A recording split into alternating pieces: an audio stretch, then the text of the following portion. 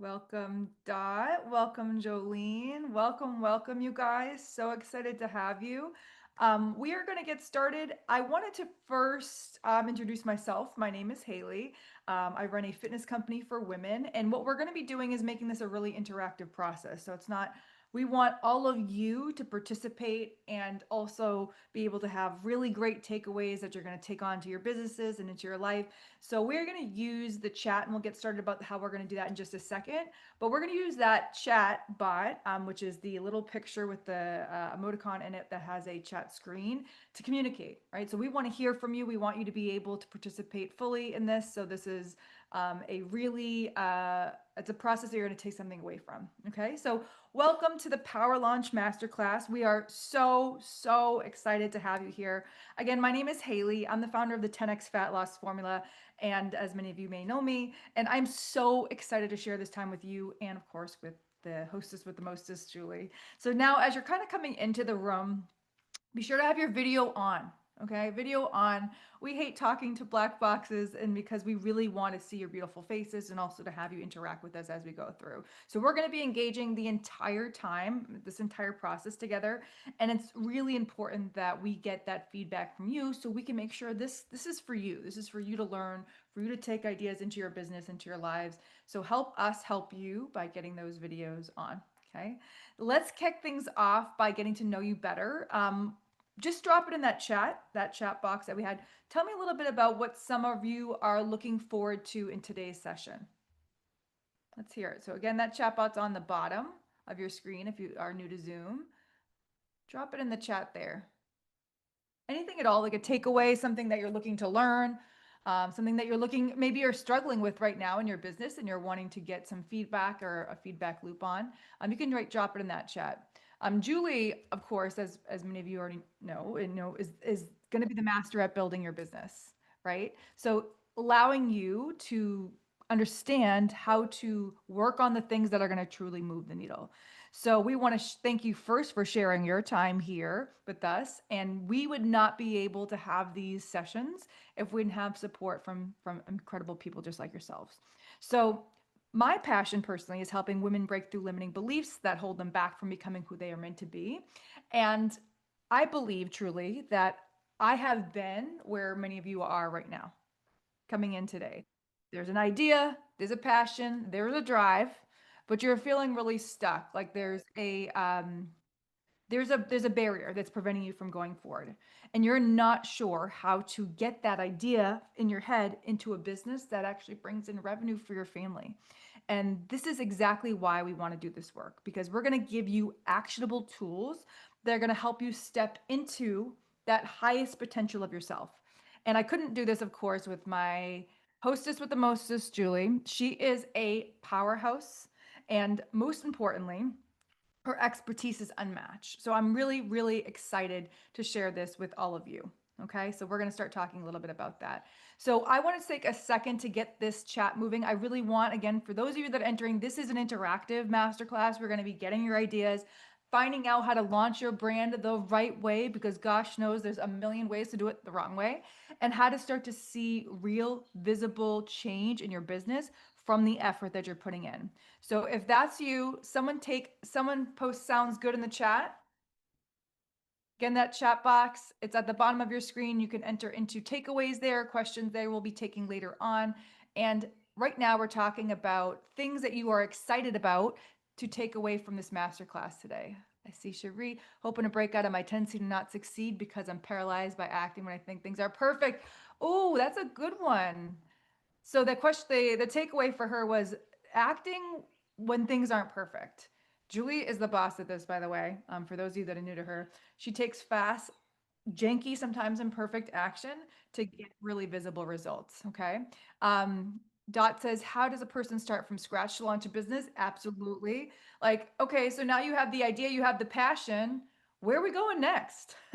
Like, there's a million pieces that are moving. Where do we go? And I'm so excited because you guys don't even realize how lucky you are to be in this room right now. Julie is the person who's going to show you exactly what to do and not what to waste time on. Jolene says, I want to learn how to launch my business. Yeah. Like, okay, now I have the idea. Now I have the passion. Where is it going? What is my first step? 100%. Valerie says, I need more social media presence. Yes. And gosh, the social media, it feels like a beast, right? It is sometimes like a beast. Like there's so much to know. There's, okay, now I'm posting, I'm on TikTok, Instagram, Facebook. Where do I go? How do I utilize my minimal time effectively? Okay, so these are all amazing takeaways. And here's the good part about what you all just wrote. You're going to learn exactly what you just asked about. She's going to teach you exactly what the questions are that you've asked. So I'm so happy you guys are interacting and understanding that this is about you.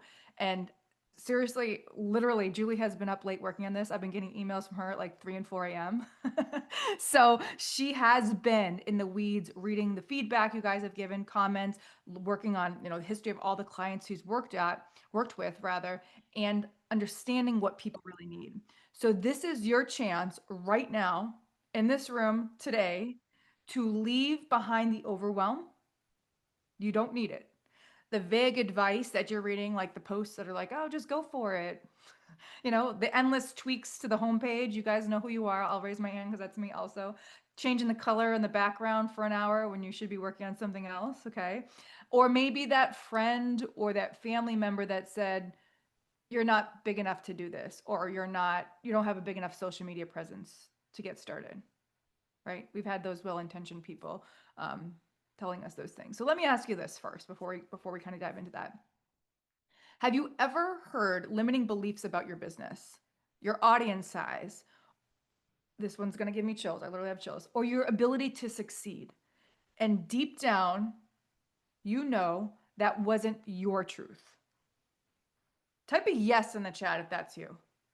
Type a yes in the chat if that's you, that you've had someone in your life, yes, tell you that maybe you are not enough to have this vision. Yes, I see a ton of yeses coming in. Yes, but you're not here today because you believe that. You obviously believe something different. And here's the thing. Here's how you're going to get the most out of this process, this masterclass, this time that we have. Is you're actually going to write things down. I know, pen and paper guys, they still exist. They're hard to find, but they're still around. Scientists did research on this actually. They have real published studies on that you only retain about 10% of what you hear. But when you write something down, it increases to about 25%. Crazy. So it more than doubles. So they know that when you hear something versus when you write something down, your retention goes way up when it's written. So we want you to also have a good old fashioned piece of paper and a pen handy to be able to take some notes so you can get the most out of this. Again, this is totally for you guys. Okay. Are you guys ready to get started? Type a ready in the chat if you are ready. Awesome. Cool. Type ready. Awesome, guys. Okay, we're going to get started now. I'm going to introduce Julie. Okay. Julie Ostran, she's the founder. First off, she's a wonderful person. Side note, an excellent, wonderful human, but she's also the founder of Woohoo Agency. It is a powerhouse marketing firm known for its very specific brand messaging into clear, very compelling ways to convert your leads into customers. So she's had over a decade of experience and hundreds of campaigns under her belt. So she specializes in helping small businesses, nonprofits, you name it, she's worked with them. And the idea is that there's a powerful message and a powerful story behind these messages to help stop the scroll. So Facebook, Instagram, email funnels, full brand makeovers, the whole thing. She's led projects that generated millions in revenue and built lasting communities. So her creative strategy, it's trusted by brands across industries. I told you guys, every brand you can think of, lawn care, Amazon sellers, sports, dance studios, tech startups. She runs the whole perspective of it. So her private clients today pay her $30K for a single VIP day with Julie. And I will be the first here to tell you it is worth every single penny. Julie is a powerhouse and she knows her stuff. Let me introduce you to Julie.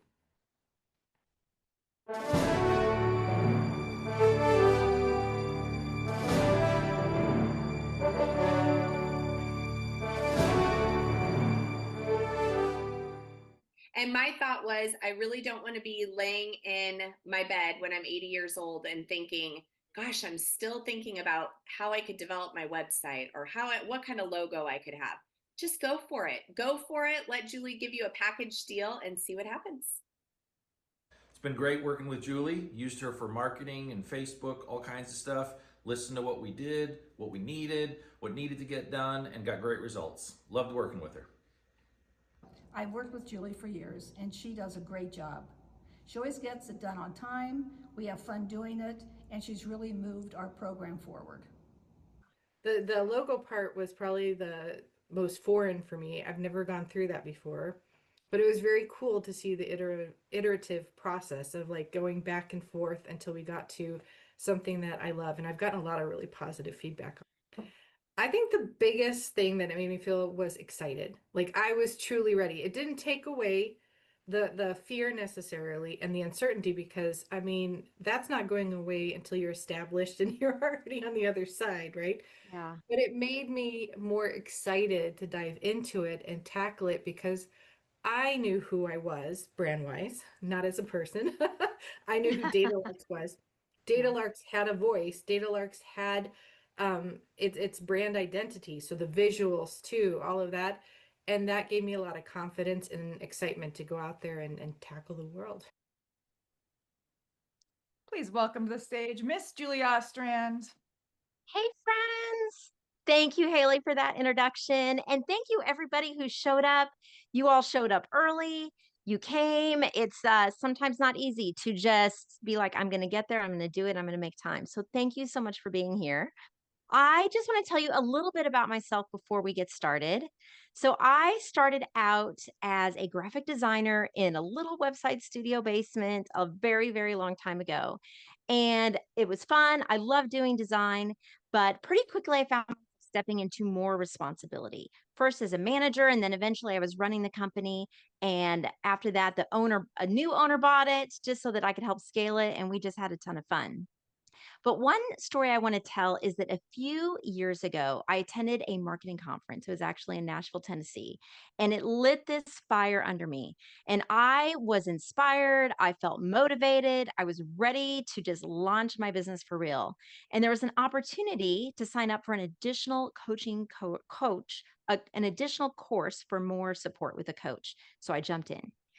But this was like March of 2020. And as everybody knows, COVID hit. And overnight, like fear crept into my heart. Uncertainty took over, and I started second guessing everything. And I thought, is this really the right time? Should I be investing in my business right now? And like within a week, I pulled out of that coaching program. Well, fast forward a few years, I reconnected with a woman in my network. It was actually this year, and she had been at that same conference and she had signed up for the same coaching. But Mm. unlike me, she stayed in, she did the work, and today she's a multimillionaire. And it hit me so hard. And I thought, what if I had stayed in that course? What if I had moved forward instead of and that moment taught me one of the most important lessons in my career, that the cost of delay is real. And quitting too early robs you of your future impact. That's just how it works. So since then, I have poured my heart into helping others not make that same mistake. And I've helped countless clients go from zero, from scratch, to having a brand that is ready to launch, ready for the world, getting sales, getting clients. That's what I love to do. So there's nothing more fulfilling for me than watching someone step into their purpose, show up with confidence, and make a real impact doing what they said they were called to do. So that's why I do this. It's so fun. So let's just take a second, and I want to talk about the three reasons that most people never launch. So I made that mistake in a lot of ways years ago. Maybe you felt that way too. I know there's a lot of people out there that have been there. So that's what we're going to talk about in this masterclass. We're going to get some nitty gritty details of how to's, but we're also going to talk about some mindset.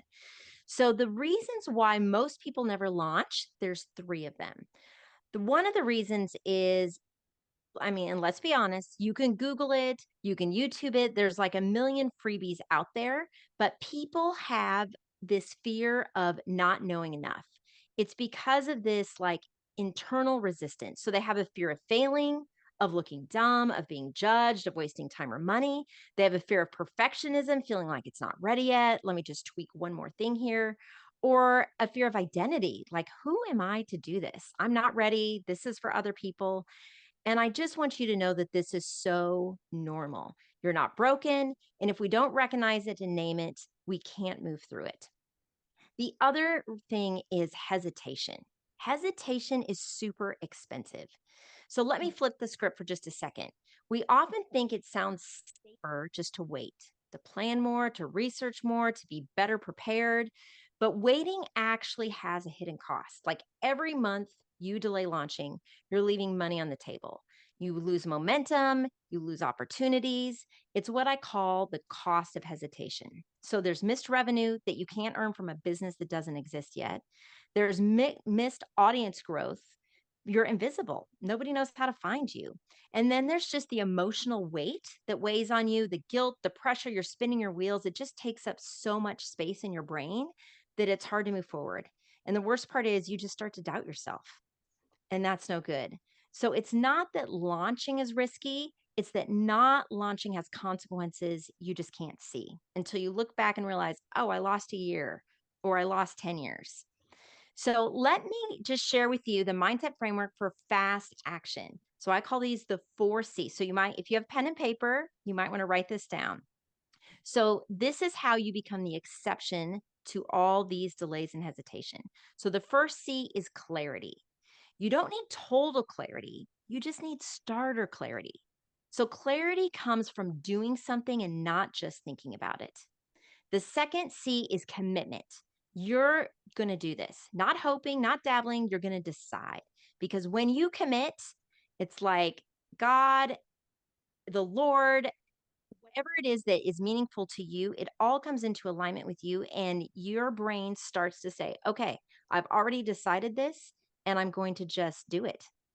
The third thing is courage. You won't feel ready ever, but you just have to launch scared. You launch with your voice shaking because confidence is a reward for taking action. It's not the requirement.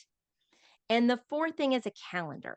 So put a date on it. Real action has a deadline. If it's not scheduled, it's not real. So those are the 4 C's. And that's the framework I use when I launch my business. And it's actually what I come back to day after day to level up. Awesome. Thank you so much, Julie. I actually wrote those 4 down for you guys in the chat. Those 4 things, and by the way, I don't know if you guys realize those things are so simple. Like those aren't huge humongous things. These aren't thousands. She didn't say build 100K social media presence first. That's what she didn't say. So we're talking about Julie's giving you the 4 most important pieces you need to get started, and none of those, there was no P in there. There were C's. No perfection was not in one of those acronyms. Okay. So give me some of your takeaways about how specific those things are. What are those making you feel like? Have you seen already some of the things that maybe you're doing wrong or you're doing incorrectly that now you might change moving forward? Drop those in the chat. Let's take a look at some of those. What are some takeaways of the things that we just went over that you say, okay, these are the things I was doing and now I see where I need to get going? And it could be anything, even something small.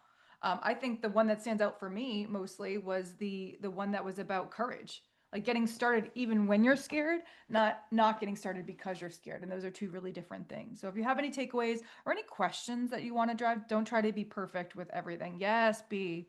That's a really, and I could say this one's really one that I find a lot of business owners struggle with the most is the perfectionism, and they don't get started at all because of it. So that's a really important takeaway. B.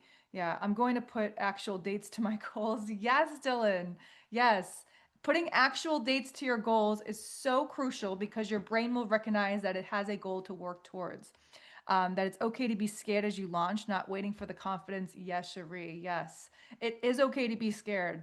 And there's a quote, it says, like, if your dreams aren't scaring you, they're not big enough or something. Well, I'm just butchered it, but it goes like that. And this is what it's talking about. Those are awesome, awesome takeaways. You guys are really listening. This is great.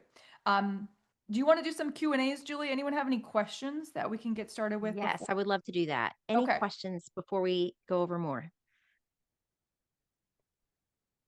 You guys can drop those in the chat, by the way, or you can also unmute yourselves. They have the ability to unmute themselves right now. Is that correct, Yes. Julie? Okay. So you guys can also unmute yourselves on your own and ask a question. Any questions? Okay, that's great. Well, Haley, what I'd love to do, and if somebody has a question, feel free to pop it in at any time. But we're going to do hot seats. And honestly, this may be one of the most powerful parts of this session. But this is where, if you want to share a little bit about your brand, your message, your audience, I would love to just talk about it. So, this is a mini branding coaching session where we walk through 3 key things that every business needs clarity on. So, the first one is the brand message, the second one is the ideal audience, and the third one is one big pivot you can make right now to launch faster. So, is there anybody that would be brave enough to share if you have a business idea or you're an entrepreneur and there's just things you've been mulling around? If you would just tell us a little bit about what your business is or your idea and what you want to launch. This is so cool, Julie, that you're doing this right now, by the way. Guys, if you have a business idea, you're getting free coaching right now. So please take the opportunity. Let's hear it. And again, everyone here we're here to be students and learn. So the question's never going to be too elementary for us to go through. So anyone have anything they'd like to bring to Julie right now? This is a really cool opportunity. You can drop that in the chat. You can also unmute yourselves and we can go through it there. Do we have any brave souls? Valerie just finished Ooh, a workbook on how to write your obituary and a funeral readiness kit on the 150 decisions your family will need to make when you die. wow. Wow. Valerie, that's amazing. That is amazing. I would love to hear more about that. Would you be willing to share a little bit more about that with us? Yeah. Hey, Julie, I have a question. Yes. Can you hear? Since I'm retired from previous business, but not ready to retire from life, one of the things that I enjoy doing is helping older people than me.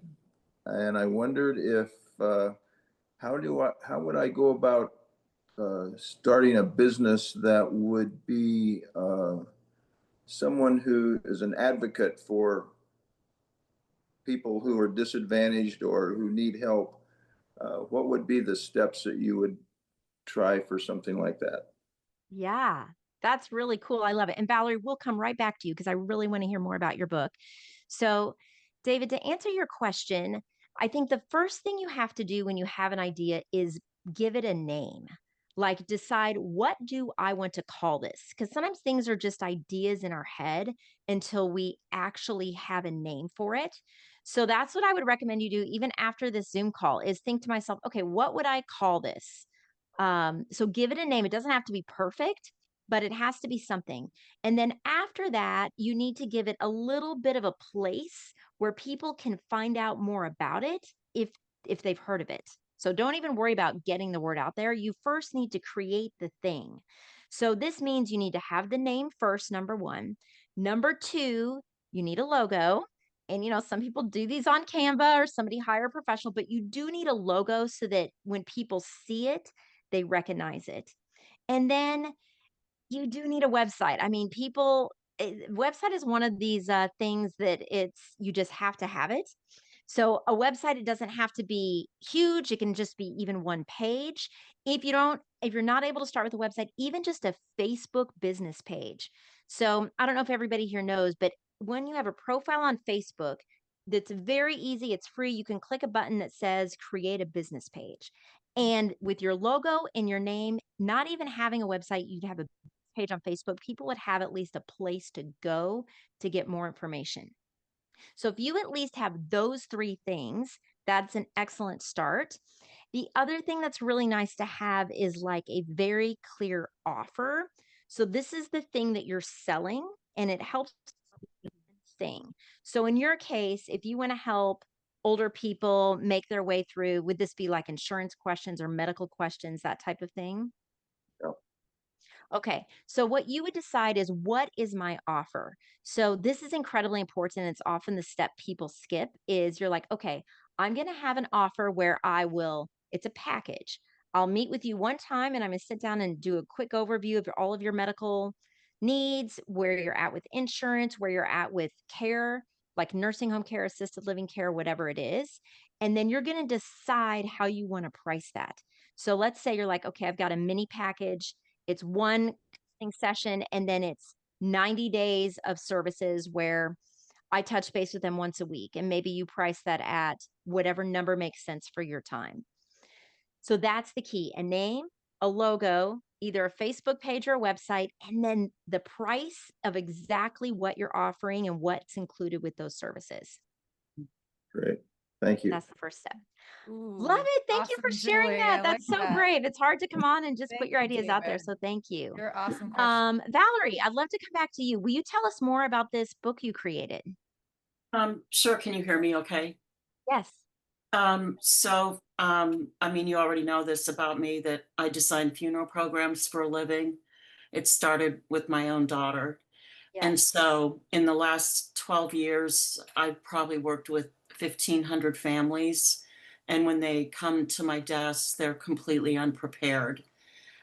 Even down to when they're writing the obituary, they're like, well, what year did mom graduate? And then I've got 4 people on cell phones using time of grief to figure out when did mom graduate from high school, because it was never written down. Yeah. They come to my desk and they don't have one good photo, especially for women, especially of mom. Mom's last professional picture was her wedding picture of her by herself, and then they want me to Photoshop out all the grandkids, and then they sort of bark at me like, well, she loved her grandkids. Well, she was a beautiful woman, and but there's about 150 things that when you die, Wow. your your family will have to decide for you, and people never talk about it. They never want to talk about it. um, and so first of all, I've done a workbook that just fills out, if you're writing your own obituary, where did you go to grade school, what were your parents' names, what was your mom's maiden name. It's a $20 workbook. You just fill in all the blanks, and that you don't even have to write your own obituary. You just have to get the info to your family so they're not hunting for it. And then the other thing that I've worked really years on is the funeral readiness kit. And it's in a binder, but it's also has an editable PDF, because information is always changing. So like Yes. who you choose for your pallbearers could change when Uncle Bill dies and you need to plug in someone else. So it's both a printed out book, and it's also a flash drive that you have in there that you can go in and edit the information. I So mean, for that's me, amazing, Valerie. What an incredible product to have for people. yeah, and people just, I mean, someday when I die, my son doesn't know what year I graduated from high school. He Right? loves me, he doesn't know what I want, and you know what? He doesn't want to talk about it either. But Yeah.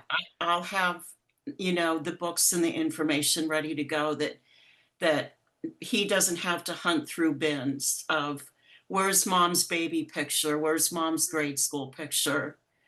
And Wow. so for me, it's just, I mean, what is it? 20 million baby boomers will die in the next couple years. So I have a market, I have a product, I need help getting it out there. Where do people buy the product, Valerie? Is there a place where they can go to purchase it? I do have a website, and I'll be uploading it. The workbooks are going to print this coming week. Well, the proofs Okay. are, and so is the binder. So it should be Yeah. up within the next 10 days. Okay. I think with a product like that, you have the name, you have the product, you have the website. So you're so far along. I know you'll do, I'm sure, the regular things where you'll tell your network about it. I'm sure you've got an email list. You'll put it on Facebook, on Instagram. So I'm sure Right. you'll do all of that, which will get you some momentum. But you could actually run Facebook ads for this. I ran Facebook ads for a journal that was sold for, I don't know, maybe around $20 or so, something like that. It had a few add ons.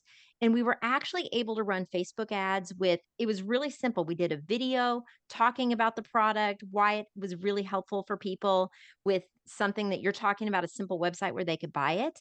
And that really helped get the word out beyond just my personal network. So I think it's Mhm. something that could really work well for you.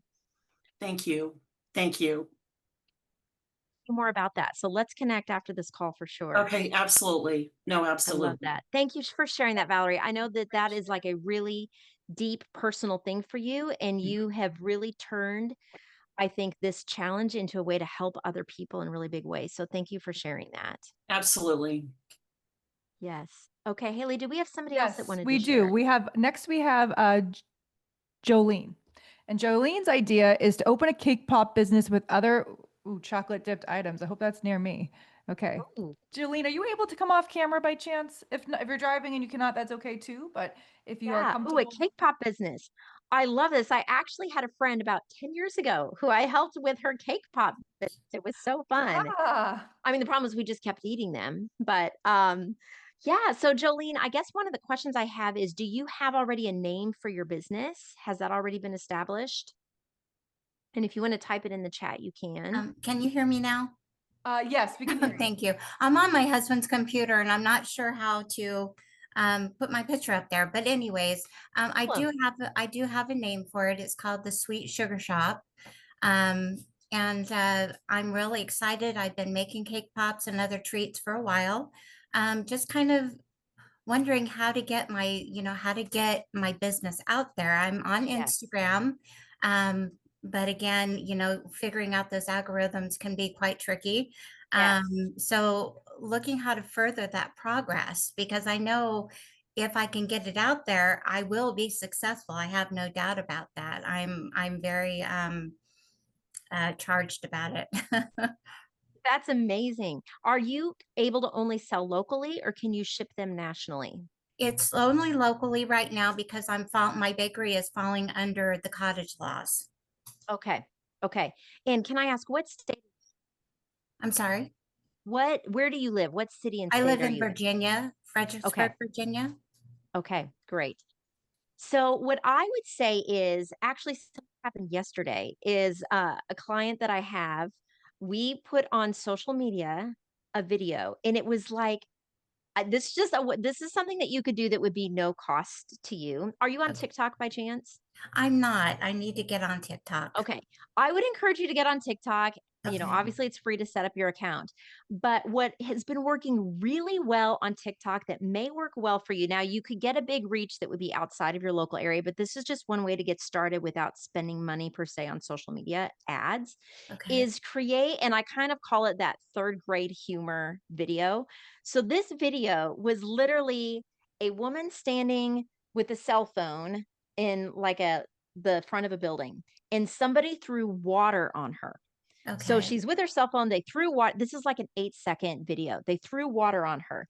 Then it skipped to the scene where somebody is talking and there's like a window behind them. And the woman who had the water thrown on is like freaking out. But Hmm. she was just saying, hey, everybody just sign up for our fall classes. Look how excited people are. So clearly she was like misrepresenting what had happened. Certainly. But this was yesterday. It had 50,000 views on TikTok with nothing spent on it. Literally just it was a funny video. So if I was you, literally, I mean, I have like 3 or 4 of these ideas that would go viral on TikTok very easily, but you could do something with your cake pops where Hmm. somebody is maybe standing eating a cake pop with their cell phone. Somebody, and you could just do a cell phone case so there's not really water on it, but somebody Right. throws water, right? And then they're freaking out, but they're holding the cake pop and you're saying, hey, I've got cake pops. We've got a deal. If you order it this week, we have, 20% off or whatever. People are so excited. Just even a simple 10-second video like that, it's surprising how much traction you can get and how you can get the word out really Okay. easily without actually spending any money. Oh, that's fabulous. Thank you so much. I really appreciate that idea. Yes, and we could talk more later. There's like 4 or 5 of these really trending viral videos that Okay. helps people find you without you. I mean, you have to produce the video, but it's with Sure. it's with your cell phone and it's very simple editing. And Right. it's just an easy way to get your there and to be known. Okay. And it's Thank you just so fun to much. be like, oh my gosh, 50,000 people watch my video. Right. Yeah, that would be crazy. Yeah. Yeah, that's so fun. Awesome. That's a Thank you great so question. much. Yes, absolutely. Does anybody else have a question or an idea they want to share? We have one more, Julie. This is from Richeline, and I probably really terribly said that name, so sorry. This is, I have a question. My business theory is where I give young women a different option to what to do in the future. I have a name, but I don't know how to bring it to people. If you can come off camera, great. If you can't, just make sure you unmute yourself so you can get your answer from Julie. Yes. Okay, so Richaline, it sounds like you have an idea where you want to help other young women. Can you tell us, and maybe you can put it in the chat, what how do you want to help them? What is it exactly that you want to do for them? Is this like a is it coaching, or is it something you want to show them how to do, or is it something physical you want to teach them? Can you tell us a little bit more about this idea? Hi, can you hear me? Yes. Hi. I just wanted to, my business idea is basically where I take young women in my community, my mostly like high schoolers, just like the second or third, like the second or the last year, second last year or the last year on high school, where I teach them how to become entrepreneurs. So where I give them a different option on really I how love to, it. where they don't necessarily have to go into shops or work at shops, or necessarily have to go to directly go to colleges or universities, where they can have the or gain the skills, not just in a theory sense but in a physical sense, going into like business, just growing themselves. And just I just want to grow women to understand that Yeah. there's more than one option out there. There's more than one way to do things, I that you love that, don't necessarily. Richaline. And can you tell us where are you calling us from? I'm calling from South Africa. I'm actually South joining from South Africa. Africa. I love Yes. it. That's worth clapping for. Richaline, Yeah. I love that idea so much. And I like that it sounds like you really want to bring hope to people, that they don't Yes. have to do everything that maybe they've seen everybody else do, but they could be a Yes. business owner. So this is Yes. very similar to what I said to David is I would come up with a name for your program. Yeah. So I already something that did. very say that again, Richaline. I already did. I did like my business name is Gracious Baked Goods, but I wanted to do something along Gracious, because I know Gracious means like to get another chance to do Yeah. something great with your life, to get another literally another chance to do something better with yourself. So that's basically what I want to do. I want to give other young women another chance at Mm, seeing life outside of the community, like very different from what they used to. Like knowing that community that I live in, that it's not the best. yeah. It is where women get stared down, where women gets used. And it's really, I really want to create a space for women to feel that they are empowered and Yeah. that they really know their own strength, like raising Yeah. a family, being themselves, even if they don't want to have a family, is to get that option where you can really help and encourage other people to really become more, become Yeah. greater than you already are. Richaline, that's Yeah. really beautiful. If I was you, what I would do is I would give it a name. So, for whatever name you want to give this program that you're using to help women, and I would start to gather them. So, I would find 5 or 6 women in your community that would be interested. And I would say, hey, ladies, we're going to meet every Monday night, 5 o'clock at my place. And we are going to talk about our ideas and we're going to really encourage each other for how to move forward with something better, maybe than what they've been used to coming from a really tough area. So, I would give your program a name. I would pick a day and a time where you want to gather them.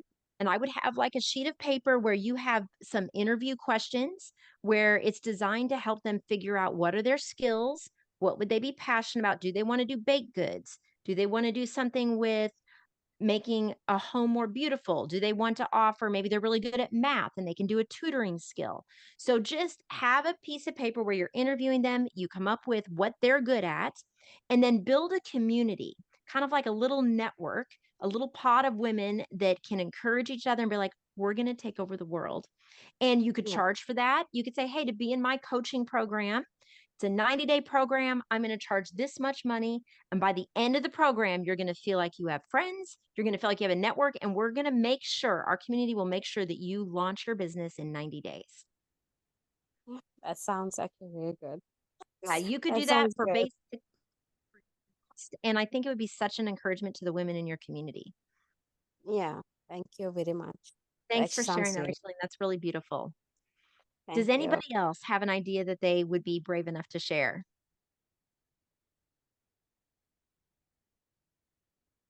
I think we covered the ones that were in here so far, but if anything comes up and you guys want to share, please drop it in the chat. We'll make sure that Julie doubles back and gets to you. That's Anyone great. have any I love it. takeaways they want to share from what we actually went over? By the way, coming off camera and talking about a business idea is a big deal. So the fact that you even showed up here today and put your idea into the world is pretty cool. So that's like step number one. And then Julie was giving you the next correct steps were like give it a name and more tactical things. But just really want to celebrate everybody who just came on and was able to share. That's pretty amazing. I love that. And I would love to hear if anybody else from what they heard shared, either what somebody else shared or what I shared. I would love to hear if there's anything that really popped out to you.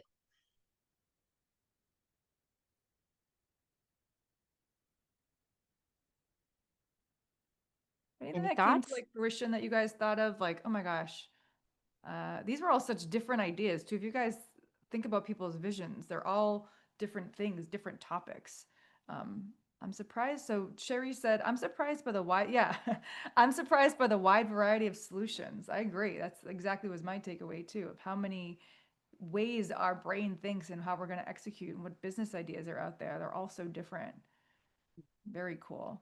Awesome. I love it. And you just realize, and I would just say, God has put these ideas into our hearts. And if we don't do them, nobody else is going to do them the way we're going to do them. So I think it's really important that we push past the fear a little bit and just say, you know what, I'm scared to do this. And maybe I'm going to have to invest time, energy, resources, but I know I have to do it because it's part of my calling. Like, I think that's really, really important. Mhm. I agree too. I love that. And That's I great. I kind of love it. there's kind of two kind of visions of that too. Like there's two real types of entrepreneurs, and there's a difference between the two types. And I've seen the two types, and I'm sure Julie, you've seen more than you can count. And there's the people that are kind of spinning their wheels, and then there's the people that are launching with total confidence. Because when it's about building a business that actually brings in revenue, like a successful business, there's really only going to be two types of people that decide to step into the light or into that vision of themselves that they see. And by the end of our conversation here today, I want everybody here to just make a decision about which one you want to become. Okay, so I like to give names to things. It helps me visualize at what points of my life I want to identify with which people. So we're going to call her Stuck Samantha because it rhymes and it sounds funny. Okay, Stuck Samantha. Now she's smart, she's passionate, she's got a vision, right? But everything kind of feels like half done, half built. Like her logo is something she made on Canva. Her website's like coming soon. It's got that 404 era, at the end of it. She's got a ton of freebies. She collected all the downloads. She's got a bunch of mini courses and, she's pieced together, she's in a million Facebook groups for entrepreneurs, but she really still doesn't have anything that's complete, that's finished. And her brand also doesn't have any momentum. So some of the things we could probably all identify with these are like the internal thoughts, which are like, I need more time. I'll do it next month, after the summer, after the kids go back to school, after XYZ happens. Like that's a really common thing when you're staying stuck. Or I don't want to post anything until everything feels perfect, until I feel better on camera or I look this way or whatever. But behind the scenes, what's actually happening is there's a lot of second guessing going on. Like you're doing like changing the font, like we were talking about earlier, changing the color, changing the background, and now you're watching the competitors in your space. They're showing up, maybe imperfectly, but they're showing up, and you're still invisible. So it's not that you're not working; it's that you're doing the wrong things. You're editing, you're redoing. Okay, so that's one. That's the one version of Stuck Samantha. Okay, now we're going to talk about Launched Lindsay because that also rhymes and it's funny. Okay, Launched Lindsay. Now, Launched Lindsay is a different kind of entrepreneur. She's the one that didn't wait for the perfect everything. She went for pro. She walked into PowerLaunch with her idea, and in 72 hours, which is incredible, 72 hours later, worked out with a fully built, revenue ready, because we all are here to make money to provide for our families too, brand. So her website's live, her message is very clear, her funnel is active, her ads are running, her confidence. Okay, now she's starting to feel great. And it's because she didn't try to go it alone. Okay, she invested in getting clarity, expertise, saving time. There's an opportunity cost to trying to do it yourself, so there's also a cost to that. And she didn't want to wait to do those things. And now that she's she's revved, she's moving, she's showing up consistently, she's signing clients, and she's finally getting paid for what she knows she was called to do.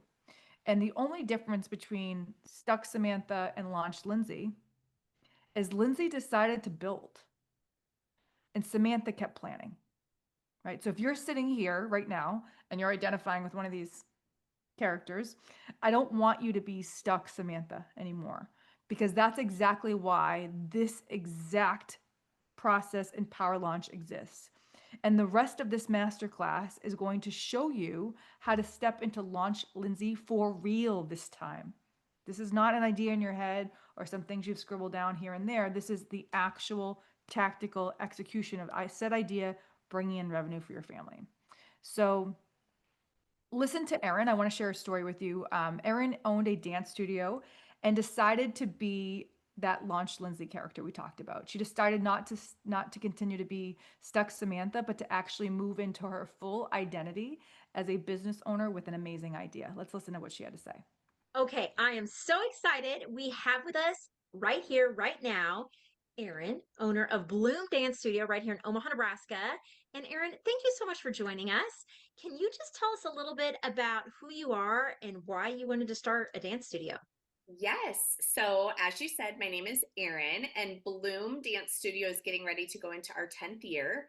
We started 10 years ago, and really the mission of Bloom was just to create a space for people to be able to come take dance classes who maybe weren't interested in the competitive avenue of dance, but really wanted to just take a class where they could have fun, they could show up and build friendships and community.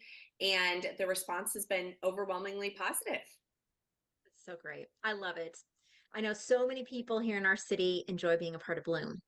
Okay, so just take us back. I know you're celebrating your 10-year anniversary, which is so exciting, but take us back to those early days when you knew you had this idea. I mean, if I remember correctly, I feel like you had this idea in the spring, and Yeah. maybe just walk us through like your process. You did a pretty quick launch, but Yeah. tell us like what you were feeling, how that went, and tell us, just we want to get in your head of what that was like. Yeah. Well, I would say for me, probably similar to many other entrepreneurs or business owners, you have this incredible vision that lives in your head, but you just don't actually know how to get it tangibly out of you. You don't know how to break down the website aspect and the marketing aspect and all the different things that need to come together to actually produce a legitimate business. You have this beautiful vision, but you just don't know quite how to put wheels on it. So yeah, I would say I could really picture in my mind what I wanted Bloom to look like, but I wasn't quite sure how to build that into something that would be received well by my clients. Yeah.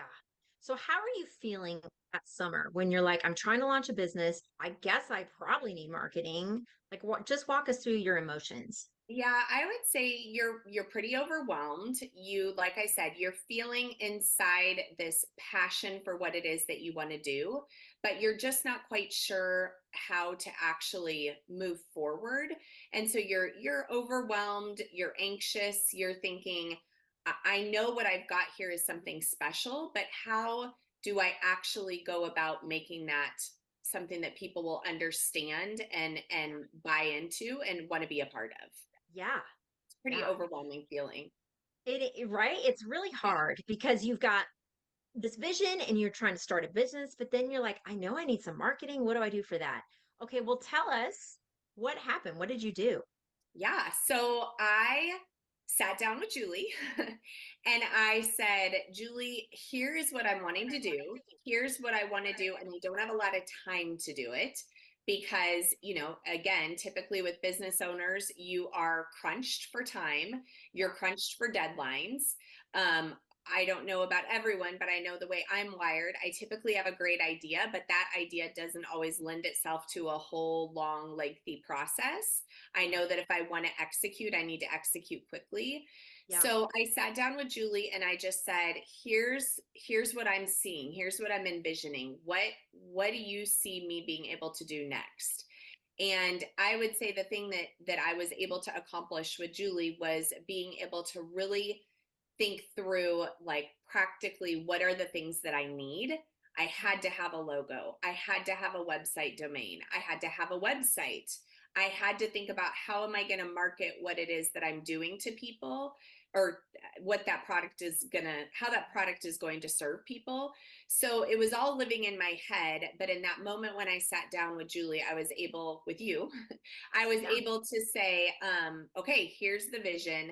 Now talk to me about what that vision, what we can do to get that vision tangibly out of my brain and available for people to actually look at and decide if it's something that would be a good service for them. Right, Erin? I mean, I remember that. And it was a pretty quick launch when it was all said and done. Yeah, I think we're talking a month from when you and I first had our conversation. You gave me some options for some great logos. We made some decisions on about what logo we wanted to go with. And then fortunately, you were able to put together a website quickly. And within a month, I had taken what was in my brain, put it out, really gave it to you, allowed you to kind of refine it, I would say, help me with my messaging, help me with my deliverables. And then all of a sudden it became that much clearer. It was now very clear where I was headed and where I wanted to go, in such a short time frame. There's something about having like a fully developed website, a logo, and just a marketing plan that makes you feel like, okay, we're going to do this. And then you Yeah. do it. Right? I mean, I've worked with a lot of business owners, but that's what really stood out to me about working with you is it was such a quick launch. And you ended up with, obviously I'm biased, but a gorgeous logo that you're still proud of today.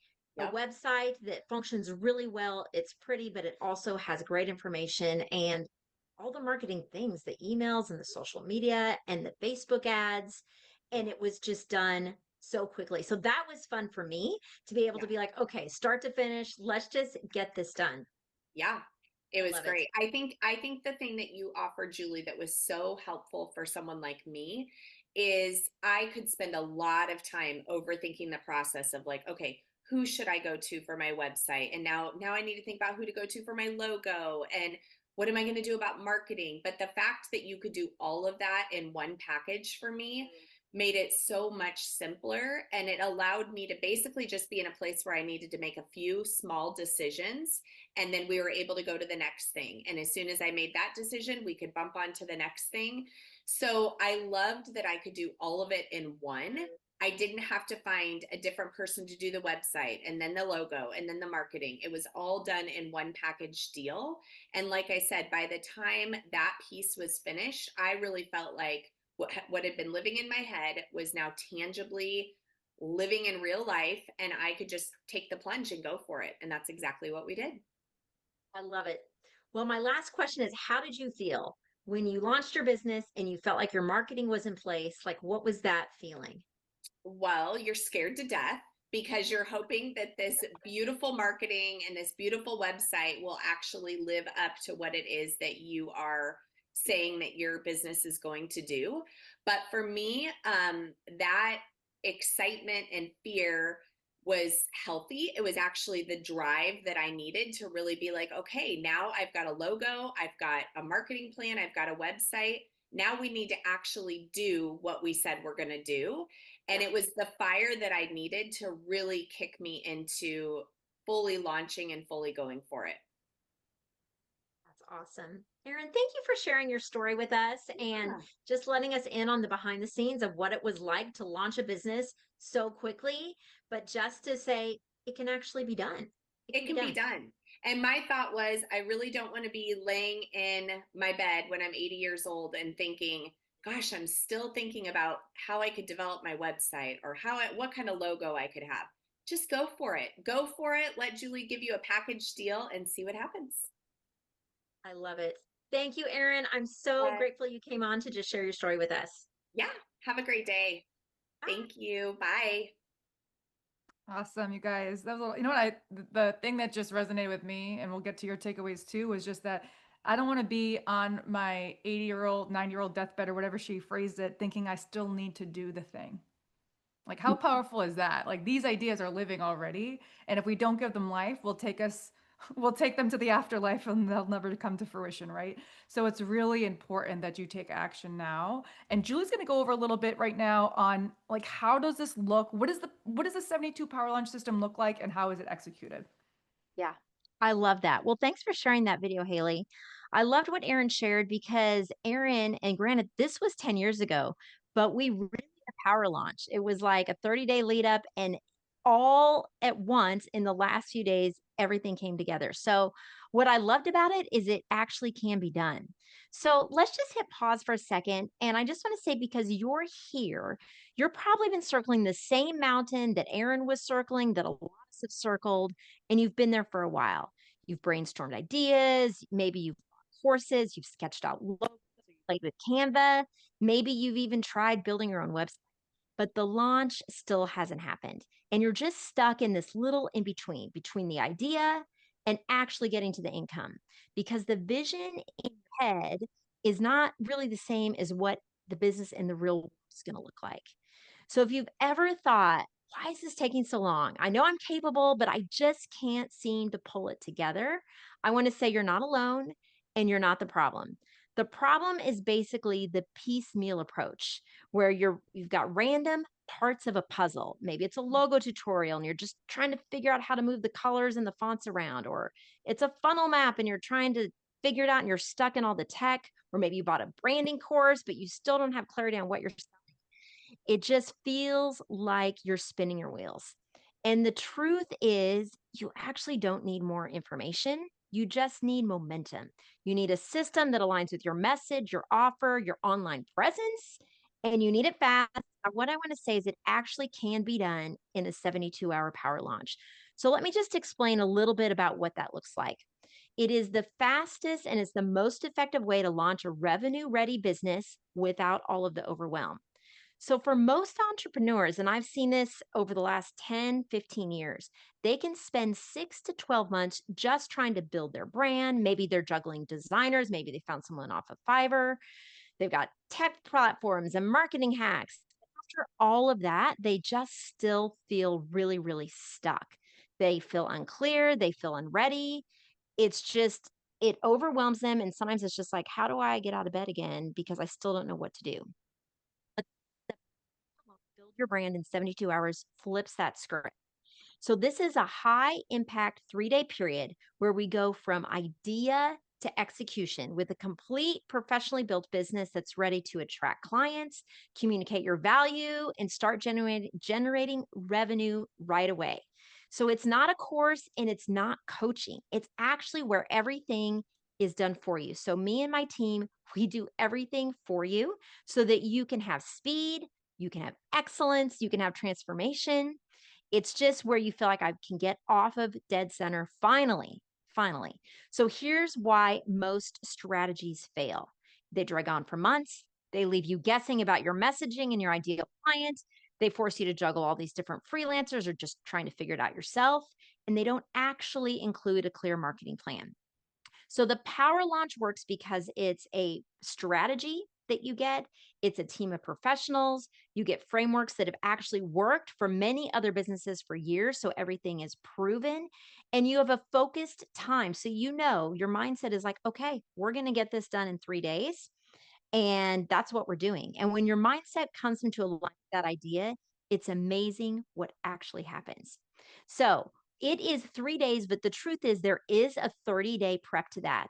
So it's where we help you prep, you get clarity on your offer.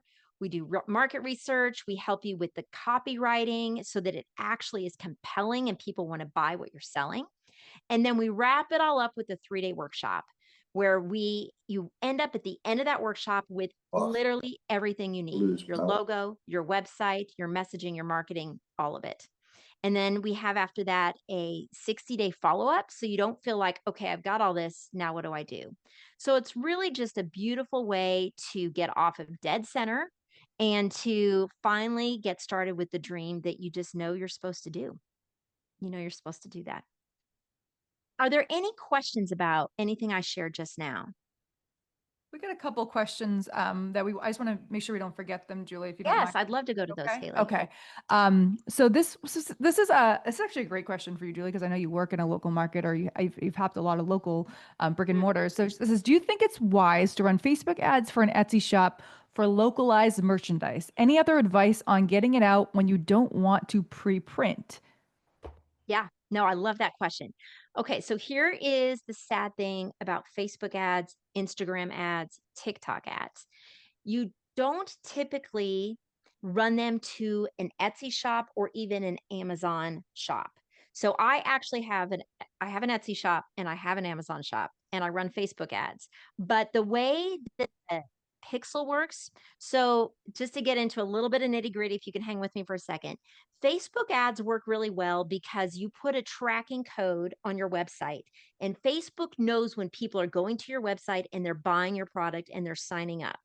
So if you're selling, let's say you're selling dried flowers, and Facebook realizes you're running Facebook ads for your dried flowers, you send them to your website, and Facebook realizes over time, oh my goodness, it looks like the people who buy these flowers are women in their 40s who live in the South. That's who buys these flowers. What Facebook does is it starts to send the ads to women in the South in their 40s. So Facebook gets to know the buyer and sends the ads to the buyer. When you have something like an Etsy shop or an Amazon shop, you cannot put any Facebook tracking on there. So this is why, I don't know if you've noticed it, you'll never see a Facebook ad run when you click on it, you will never go to Amazon and you will never go to Etsy. Now, what you can do is Amazon and Etsy have advertising within their platform. So they don't want you to advertise with Facebook or Instagram or TikTok. They want you to spend your advertising with them. So when I advertise, so I sell a fanny pack that is designed for moms. It's like a fanny pack and it has a matching changing pad, and we've sold it for years on Amazon. And when I run ads, I run them through Amazon, so it all stays on the platform. So I've done the same thing with Etsy. I had a product on Etsy that was it was bingo cards for different events. So it was like baby shower bingo cards and they had different themes. It was a lot of fun. But when I ran ads for that, I ran the ads through Etsy itself. So you can run ads, you just have to stick with those platforms because they don't want to share your advertising money with anybody else. She is so busy. Yeah. That was a great question. Allie, are you still with us by chance? Do you have any other follow-up questions about that? Okay, yes. Now, the thing you can do is if you are selling something on Etsy, you can also have a website and sell it on your website. And then you can run Facebook ads to your website to sell it. The only thing about that is you're usually stuck with fulfilling it yourself.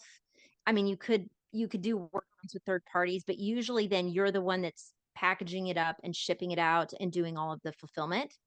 When you sell it on Etsy and Amazon, I mean, depending on what it is, they offer the fulfillment for you. So it's a little easier. But that was a great question. Is there any other question? Did I miss anybody else, Haley? No, we got them all, Julie. If anyone else has you're welcome, Allie. If anyone else has a question, please feel free to post them. We'll break a little bit in between. I know we have some stuff we want to really teach too, so we want to make sure we get to that, but we'll certainly always circle back to any questions you post. Does anyone have any takeaways though? Like, oh my gosh, I just learned why I was stuck doing X when I should be doing Y. Anything like that popping up for you guys where you're like, it's like some light bulb moments going off. Feel free to share those because those breakthroughs help other people too, as we're all here learning as a community, okay? So again, any questions you have, post them in the chat. We will be sure, I'll bring them to Julie, I promise.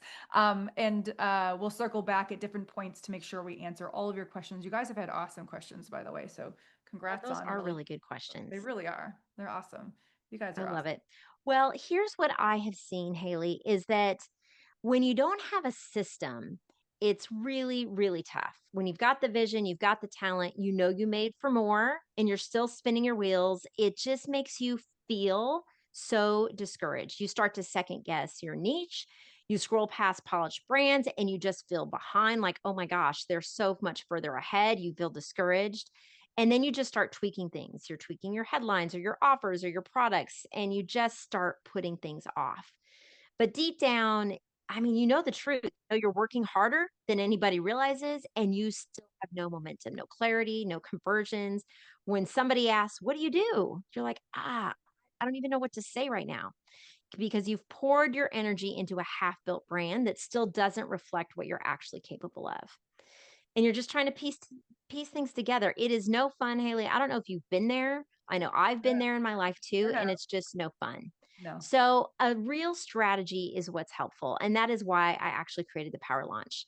Because in 72 hours, we take your idea and we turn it into a fully built, ready to scale business with absolutely everything you need. And it just makes you feel like, okay, I can move on to the next thing because I've checked all of these really important things off my list. Yeah. So I think the takeaway here is you don't want to delay because you can't think your way into a business. You actually have to build it. So if you take away one thing from this training, let it be this. The key to stepping into your next level as a business owner isn't thinking harder. It's simply taking action. Even if it's messy, it's really about taking action. Ooh, Haley, so do we have Mary's video? I would love to share that because I think her story is actually really powerful too. absolutely. Let me cue that up for you. That would be Anyone great. have any takeaways too while we're getting that Mhm. settled? Anyone have any things that they want to ask? Again, put them in the chat and we're going to be happy to answer them as they go through. I saw your question, Jolene. We'll double right back to that in a second. Okay. So with me here today, I have Mary Hunter of Data Larks. Mary, could you please just share with us what is Data Larks? Who are you? Tell us a little bit about yourself.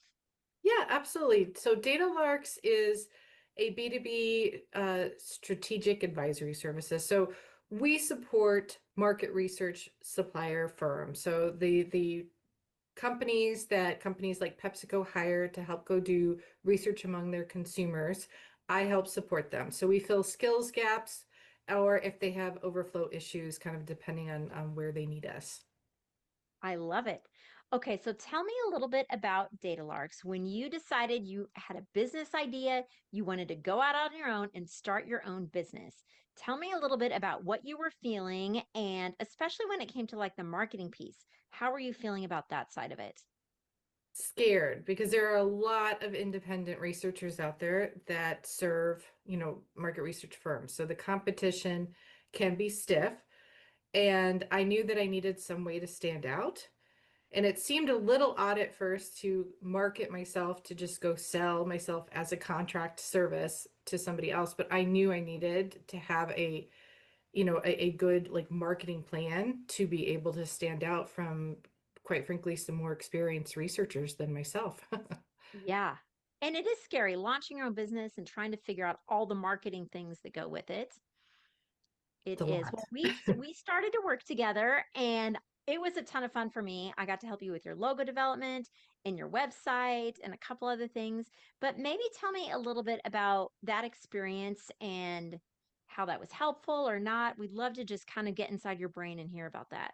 Yeah, absolutely. I thought it was a wonderful experience too. I really enjoyed it. So that's the first thing I have to thank you for is that you made something scary less scary and more fun.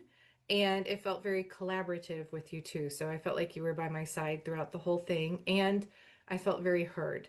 Because I think I was trying to explain to you a industry that I know you don't work in, and that can be a little Yeah. bit difficult too, but trying to explain how I thought I could differentiate myself in this. And I feel like you really heard me. And I had a bit of a vision myself. I knew I wanted to be called Data Larks for a very specific reason because my area of expertise in this industry is in the communication of the insights.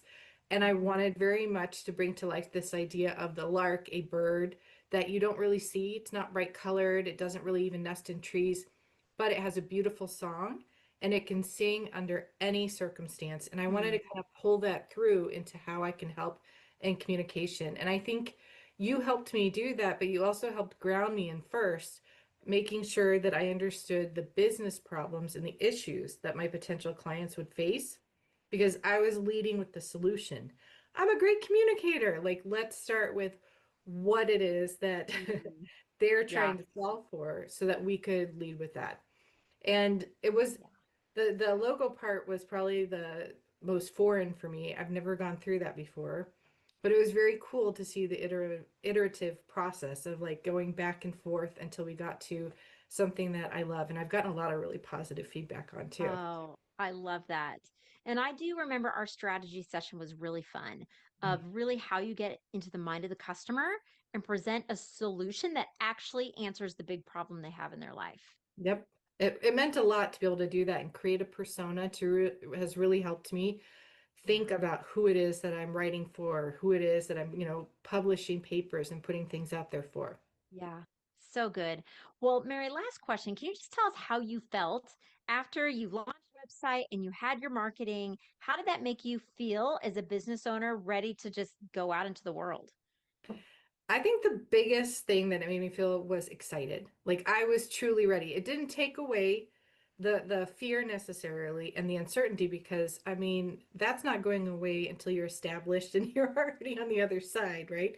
Yeah. But it made me more excited to dive into it and tackle it because I knew who I was brand wise, not as a person. I knew who Datalarks was. Yeah. Datalarks had a voice. Datalarks had its brand identity, so the visuals too, all of that, and that gave me a lot of confidence and excitement to go out there and tackle the world. Take over the world one project at a time. I love it. Well, Mary, thank you for being with us and just sharing a little bit of your backstory and behind the scenes about what it was like to launch a business from scratch, from nothing to like a full-fledged business where you have clients and you get to connect with people. So this just really meant a lot to us. Thank I you. appreciate the chance to share my story, so thank you, Julie. Oh, I love Mary's story. I was just wondering if, just after hearing that, if there are any takeaways from what Mary shared or what I shared, or if anybody else here has a question that they want to ask, I would love to answer it. We do have a couple of questions. Do you want to get to Yeah. those now, Julie, or you want to Yeah, answer? let's do that. That'd be Okay. great. So I got a question. First one is from Jolene. How does one begin the 72-hour power launch? Yes. So if the 72 power launch is something that I work with you to do, so after this, when we're wrapping up here, I'll give you a link to find out more information about that and see if it's something that you feel like is a good fit for you. But it's something that I would help you with. Now, there's other ways for you to move quickly. Some people have the ability to be like, you know what? I know what I want to do and I can motivate myself and I can do this. And so maybe even what you're learning here in this masterclass is enough for you to pull off your own 72-hour power launch. If that's you, here's what I would recommend you do. You decide right now, I'm just going to do this. You write down your date. So make it soon. Maybe it's this weekend. You're like, this weekend by Sunday. Okay, what is the date on Sunday? When is July 1st? I like a July 1st date. So say to yourself right now, by July 1st, I'm going to give myself a little more time than 72 hours. I'm going to have this thing launched. And I know there's probably some people here that maybe can dig deep and they just have the ability to do that. So if that's you, that is awesome. I want you to understand it's probably just a matter of deciding that. Or if you're like, you know what? I work better with somebody helping me and actually doing everything for me, then I'm happy to help with that. So just think about what type of person you are and what you need right now at this moment. Well, it's Tuesday, by the way, July 1st. I had to look that up. Okay, thank you. Tuesday, July 1st. You're welcome. Yes. I'll give the questions together. So these are both from Rishaline. The first question is, and you can answer these in tandem, Julie. How do I attract young adults ages 17 to 19? And the second part of her question is, I have a logo, I have idea, I got all the way towards getting people to join. I just don't know how to attract people to my purpose of growing young women and developing skills to create another option. So it's kind of a two-part question. Okay. This is actually a very, very good question, Rachel-Lane, and I'm so glad you asked it. So this is probably the number one mistake that most people with an idea, an entrepreneur or a business owner make is they start talking about their solution. They start talking about their product or their services or how long they've been in business. And what I want to encourage you to do is to never, ever lead with the solution because nobody cares about your solution until they realize that they have a problem. So what you want to do is I would encourage you to do a little bit of market research, talk to the women in your community and say, what is your biggest struggle? Where do you feel stuck? Where is it that can't get any momentum, kind of like what we're talking here. Where are you spinning your wheels? And then once you hear what they say, and they might say, I don't feel like I have a community that supports me, or I don't feel like I know where to begin, or I don't feel like I have the skills to get started. Once you know the things that are holding them back, then you start, when you talk to them, you start talking about the problem. You say things like, you know what? I know so many people feel stuck. They don't feel like they have a supportive community. They don't know where to go next. If that's how you feel and you're talking about the problem, then I've got the solution. Then you talk about the solution. So, first, you get in their heads and you figure out what's really keeping them up at night, like their biggest fears, their biggest concerns. And then you offer your solution, and it'll be a night and day difference of people being interested in what you have to offer.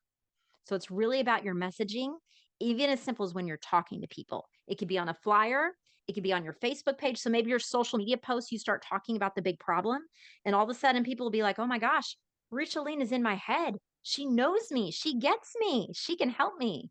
It's just the way the psychology works if you flip that order a little bit. Yeah, thank you very much for that. That actually helps a lot because Yes. I've been stuck on me just solving and not really on me realizing what the big problem is. So Yes. I don't know exactly because my problem is just them not realizing that there's another option. But I'm Yes. I'm the one that's not realizing what their problem exactly like the exact problem is that they might have because it might be different towards what I have, but the solution might fit Yes. to their. Yes. Exactly. So that's all you have to do is just flip it a little bit, do a little market research, just talk to women, find out what's really bugging them, what's upsetting them, what's frustrating them, and then use the words that they give you when you start talking about your solution. Okay, that helps a lot. Thank you very much, Julie. Yes, I love it. Haley, were there any other questions? You got them all. Okay, I love it. And Valerie just wants to Well, make sure she's going to be able to know the information on how to get the power launch going because she has to hop off. But she yeah, no will. problem. No problem. Was, was there any other questions that we should answer, Haley? Nope, you've got them all, Julie. You got it. We're all caught Okay. up. Great questions, you Okay. guys. By the way, keep posting them. I'll make sure we get to all of them and make sure Julie answers all of your questions. I love it.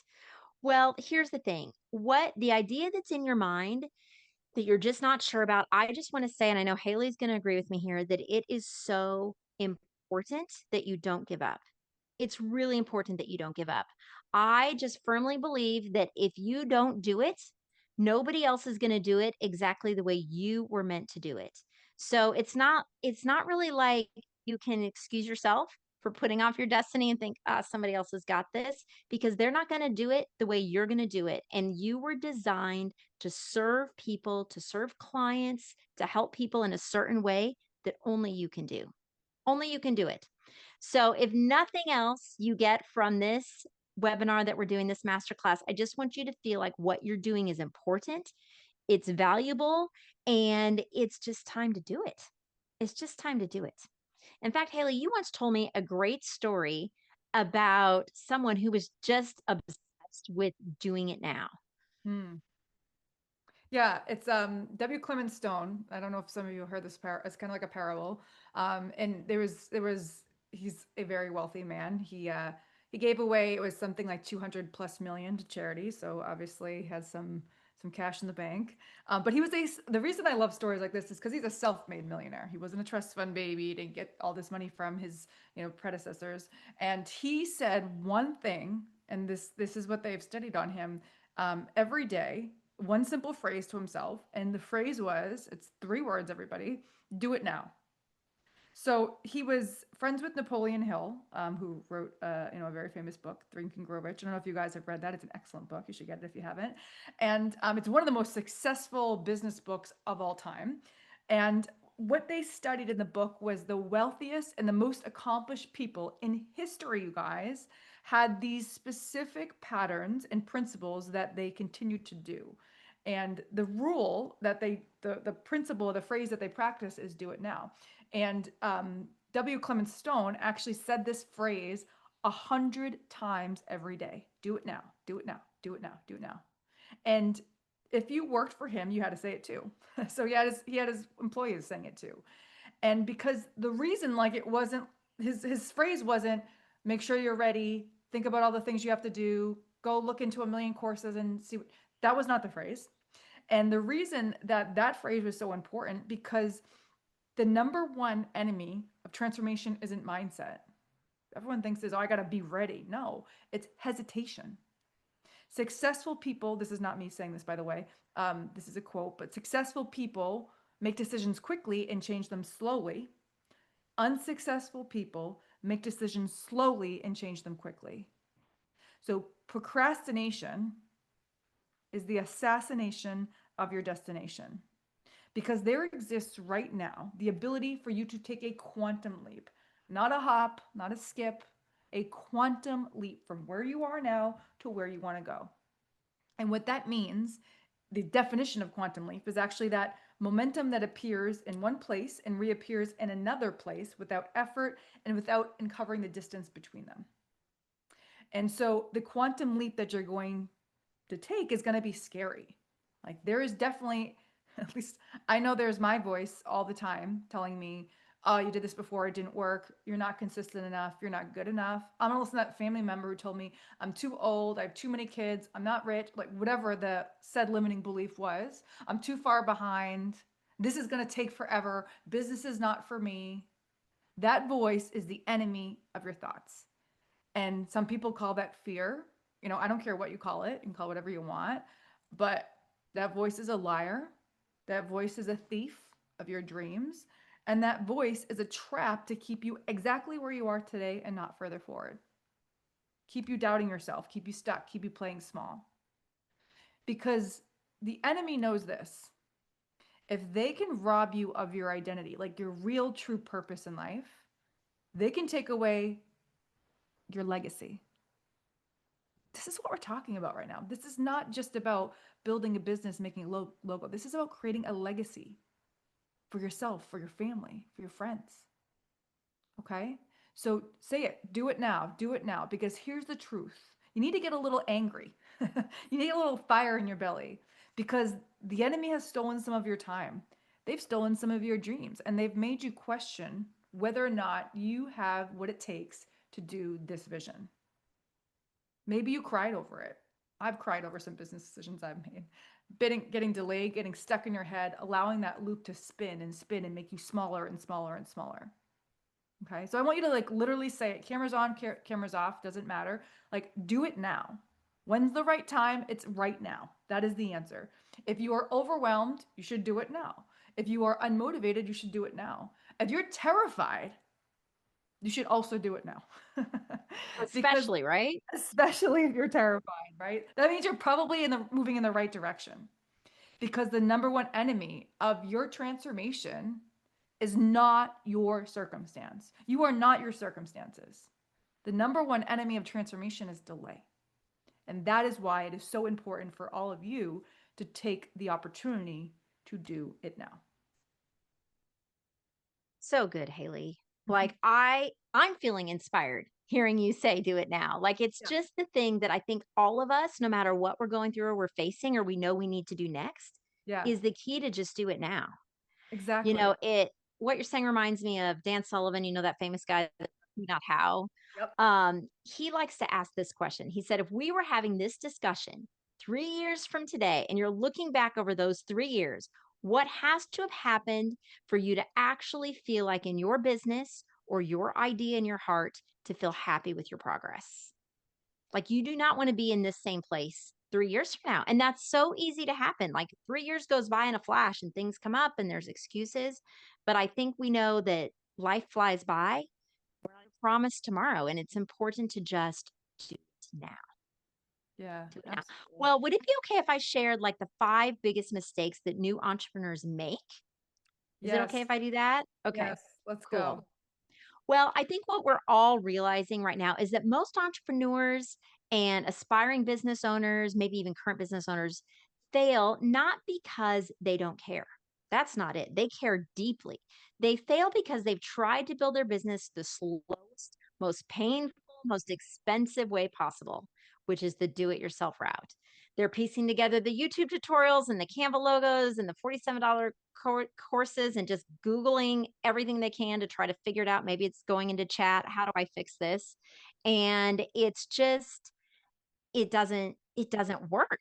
You just find that over time, you're delayed over and over again. So I'm going to share with you the 5 biggest mistakes. If you have a pen and paper, I want to encourage you to write this down. And I want you to really be thinking, okay, of these 5 mistakes, which mistake is actually me?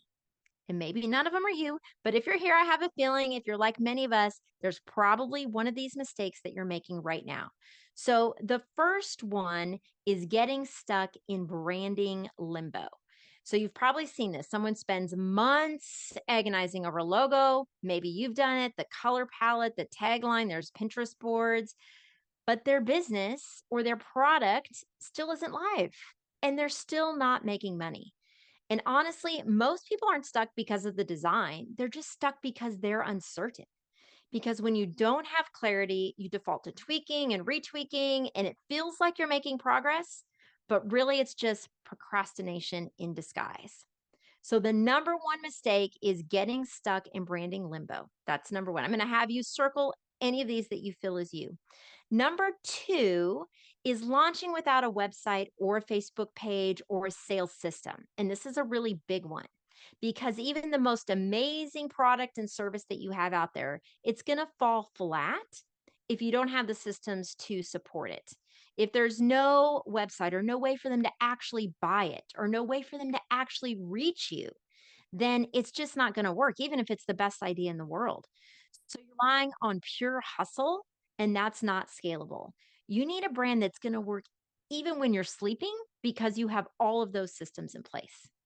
So that is number 2, launching without a website or a sales system. Number 3 is inconsistent messaging and do it yourself branding. So this happens all the time. Honestly, you try to do it, but you're just confusing people. You think you're being super clear, but they actually have no idea what you're talking about. And maybe you're talking about the solution that they don't actually know that they need. So you need to have messaging that is actually just super, super clear. That will solve so many problems. So that is number 3. It's inconsistent messaging. So this is where your brand should do the selling for you because when people read it and they see it, the messaging is so clear. They know, oh my goodness, you understand me. You understand my problem. You're actually in my head. You know what I'm thinking about when I lie awake at night at 3 a.m. and you get them. So when your messaging is clear, the selling piece just becomes so much easier. Number 4, one of the biggest mistakes entrepreneurs make, and there's 5 of them, but number 4 is the marketing overwhelm. So I don't know if you've ever boosted a post and just kind of hoped it was going to work, or you've thrown money at ads, or you've spent money on flyers, or you've put your time, energy, and resources into something and it just doesn't work. I mean, honestly, most business owners waste thousands on marketing because they don't have a clear strategy. And so everything isn't tied together. And honestly, it's not their fault. If this is you, it's not your fault. You were just never taught how to do it the right way, but it's costing you. It's costing you. And that number 4 is called the marketing overwhelm. And the number 5 mistake that entrepreneurs typically make is they burn out and they miss opportunities. And this is the silent killer of new businesses. You start with a passion, you try all the things, you juggle too many roles, and after 6 months of spinning your wheels, you burn out before you even make one sale. You haven't even sold something, but you're already burned out. I have seen very brilliant people quit, not because they weren't capable, but because they just never had the right launch process in place. And it was a killer. So just take a second to think right now. And if you're feeling brave, I would just love to hear from you. Like, what is the number one thing that is holding you back right now? You can either drop it in the chat or you can unmute and share with us, but I would love to hear from you.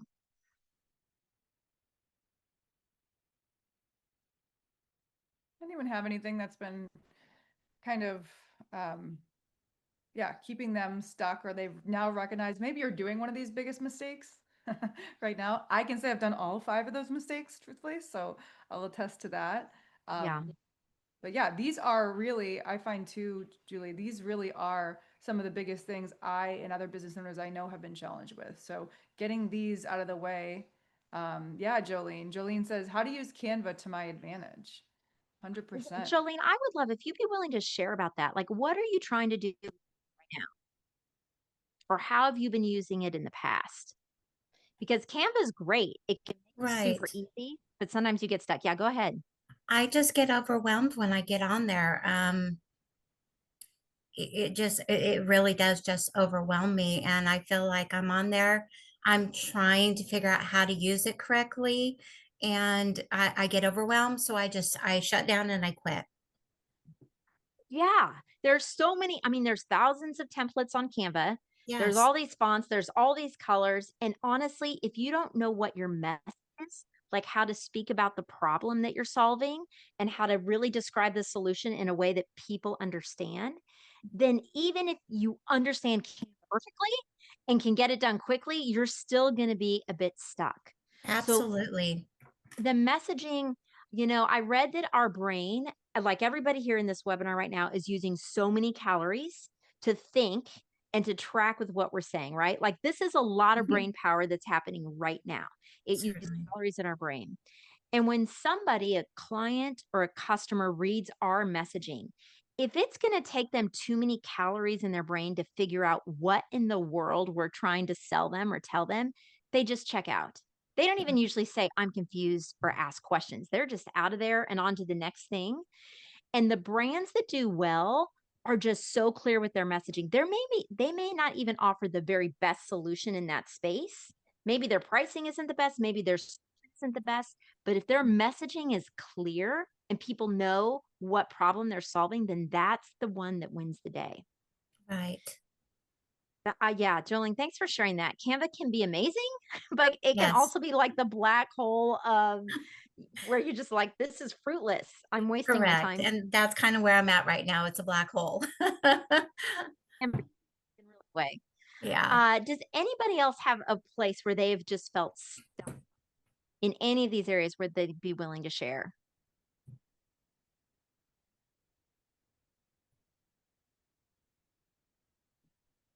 And if you guys think of it as it Anything? goes through, for those of you who have just joined today, post it in the group. I'll make sure that I tackle Julie to get your questions answered too along the way as we go through. So feel free to post at any time and we'll circle back to all questions. And I think what we're really talking about for everybody here is that getting stuck is a real thing. Like you are genuinely losing time. And most importantly, you don't need another course.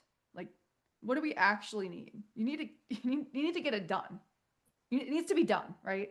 Power launch is about getting it done. That is the exact idea. 72 hours getting it done. It's about it is not going to be like a cheerleader program where you're going to be like, "Oh, great job, pat on the back." It's about getting the work done with you and getting it done for you. Okay? So this is about like having your brand built, having your website launched, having your offer crystal clear to the right people, having your funnel, having your ads running.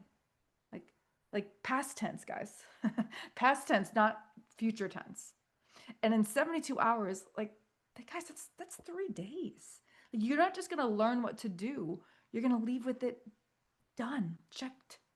And the faster you can get from your dreams to reality, the faster your brain will register that this is the new vision we're following. It's going to get out of the hyperfixation mode, the fear mode, and it's going to kick into execution mode. Because the fastest way to grow is not to learn more, like reading more books, paying for more courses. The fastest way to grow is about launching with experts by your side and having nothing left unfinished, but actually having that work done. Yeah. Haley, I love that. And Haley, would you be willing to share with us? You're a business owner. Would you just share with the group what it is you do and maybe some roadblocks you've had in the past with your marketing? Yeah. So I run a muscle mass and fat loss company for women, for entrepreneurial women. And I have had every roadblock Julia's talking about. So I know I can't be the only one, right? And I can, listening to some of you, I'm really sitting here like shaking my head, if you can see me, because I'm sympathizing with everything you've done. The biggest roadblock, I don't even have to name a couple, because in hindsight, it's very easy for me to identify. But also when I was in it, I was like, no, it's my this, it's my that. In hindsight, it was not hiring a mentor. After all the mistakes I've made, that is the one that I'd say really held me back. Because when I got the right person who knew how to do it in my corner, I did get to make that quantum leap. And all the years I spent buying courses and trying to DIY things myself truly was a real opportunity cost, like an actual cost that I wasn't providing for my family the way that I knew and leaving that legacy. So if I had to attribute it, Julie, it's just really one mistake in Yeah. hindsight. And it was not hiring someone who was ahead of me, who showed me exactly what to do so I could stop spinning my wheels. Hmm. Haley, I just love your story. Would you just take us back a little bit to when you first got started in this space? Because you're in wellness and fitness. Like, what were the first things that you had to do to launch your business, and where did you get stuck? Yeah. First thing I had to do to launch my business were to get seen. So to be seen, to get the idea from just my idea to actually getting into fruition. So that included launching ads, building the brand, burning the funnel, understanding my message, my audience, who I was talking to. And I often got stuck doing what a lot of you have just said, trying to mess with Canva, trying to figure out where my audience was, trying to decide which of those pieces come first, like what's the order of operations. And those things were, I mean, I'm not talking weeks, I'm talking like years, stuck in years of those things. And so the only thing that helped me go from, what was that, stuck Sally to launch, Yeah. that's how I got to Launch launch Lindsay. Yes. Lindsay. I knew it was an L word. Was that I had hired at that time a mentor, a coach who had shown me exactly how to move forward through those things and how to execute on them. And that was the real difference. I think I had the pieces, Julie, of like what I knew I needed to do, which I think Yeah. a lot of people here can relate to. But I think I didn't know which piece went first and in what order of importance, and that kept my business at a very low revenue number for many, many years. Wow. And Haley, share with us, when exactly did you start your business? So I started my business right when COVID. I was working at a gym as a trainer there, and all the gyms in the world shut down, if you guys remember. So not a good Yeah. time to be a trainer because all the gyms went out of business shortly after that. And it was started from a need to provide really for my family at a time where things were like obviously really difficult in the world and in my life too. And so that's where it started. Wow. That's amazing. Would anybody else be willing to share just how they got started or where they're at right at this minute? But actually, Jolene, I know you've been stuck in Canva, and that one's a tough one. Would anyone else be willing to share where they're at?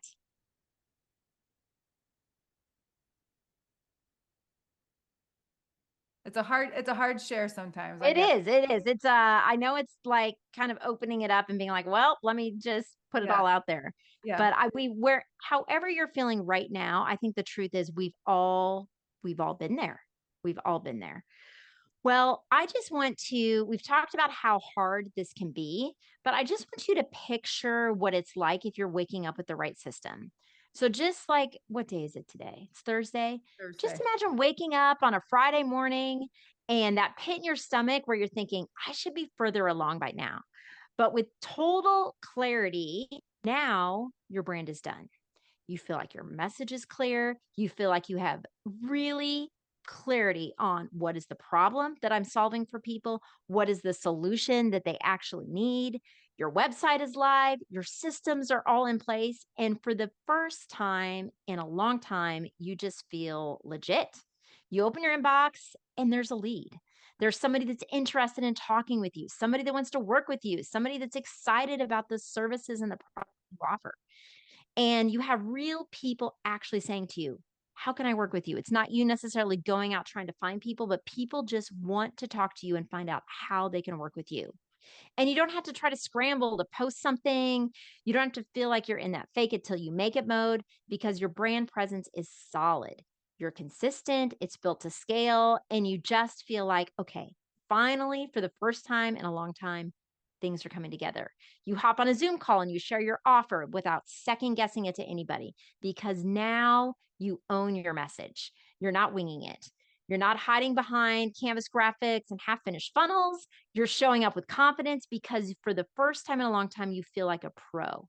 You're not starting from scratch every week, just trying to build momentum and stay organized and stay streamlined. But your website works when your lead funnel works, your emails are coming in, and your brand, when you look at that logo on the website, it really reflects who you are.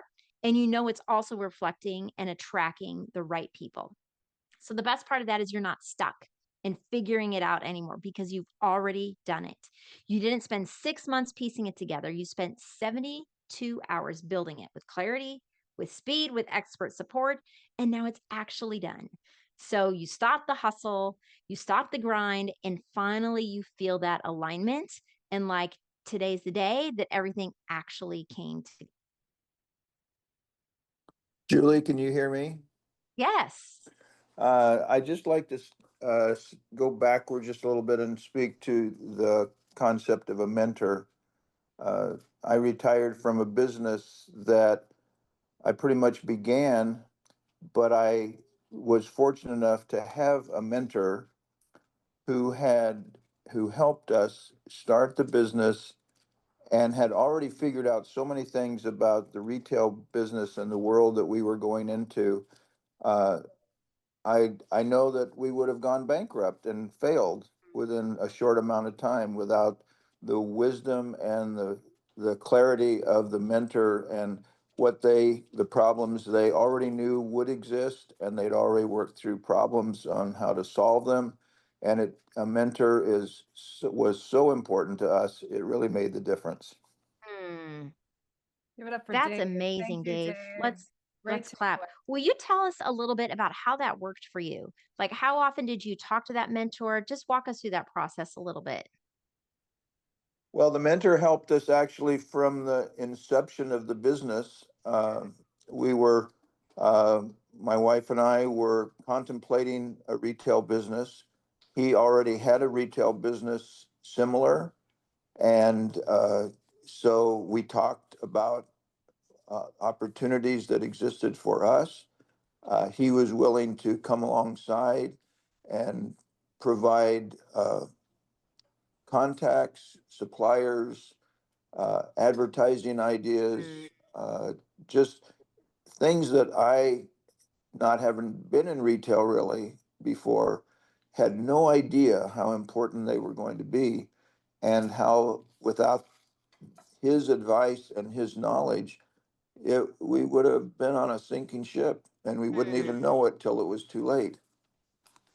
He provided great support after we opened, would speak to him probably every week. We were in different states. He was in Colorado, we were in Virginia, and he would come visit and give suggestions, and it just made all the difference to have somebody who knew what the problems could be and would be, and he already had solutions for those. Plus, he already had ideas on how to grow the business. Wow. That just makes a huge, huge difference. I mean, if it's hard to quantify it, but how much money do you think he saved you? If you had not had him, what would you have had to spend or what would you have lost by not having that person in your life? Well, I'd probably be on welfare today. uh, I we put our whole savings into starting this business, and we would have lost it all. Uh, it just it it was a big endeavor, uh, but we had the confidence with his success, past success, that we felt that we could do this with his help. And I would say there were years where we had over $1 million of retail business a year, And none of that would have been possible without him. Wow. I mean, that is really powerful. How like one person who knows what they're doing and knows what they're doing in the space can actually make a difference. Yeah. It's kind of like you, Julie. As I'm listening to this, I see so much knowledge, but more than knowledge, it's the wisdom about business that you're providing. And I just see that you have the ability to provide to business owners or entrepreneurs what we were fortunate enough to have in this gentleman. That's amazing. Thanks for sharing. Well, I like that you're bringing up. Oh, I'm sorry. Was somebody saying something? I like that you're bringing up like the cost of doing it the wrong way. Like really thinking about the two biggest expenses. And this is the thing that is actually costing you the most in your business. And I'm not talking about your domain name or your Kajabi subscription or the $97 course you bought 6 months ago that you never finished, but what are your real biggest expenses? And that is the time wasted doing things that don't work, the opportunities you're not ready to take. So let's just break that down. You've probably been tweaking the do it yourself logo that just doesn't feel right, or you're rewriting your about us page for the 12th time, or you're sitting on an offer that could change lives, but you just haven't launched it. You're second guessing your pricing, your messaging, your niche, you're just everything. And that is costing you so much. It's not just the mental exhaustion, it's the time, it's the clarity, it's the income, it's the clients who would have hired you if you were ready. So if you think I'm saving money by figuring it out on my own, the truth is that every month your business isn't live and it isn't visible and it isn't converting, that's income you're not earning. And that gap adds up. So grab a pen just real quick. I want you to write something down. What are the two most expensive things in your business right now?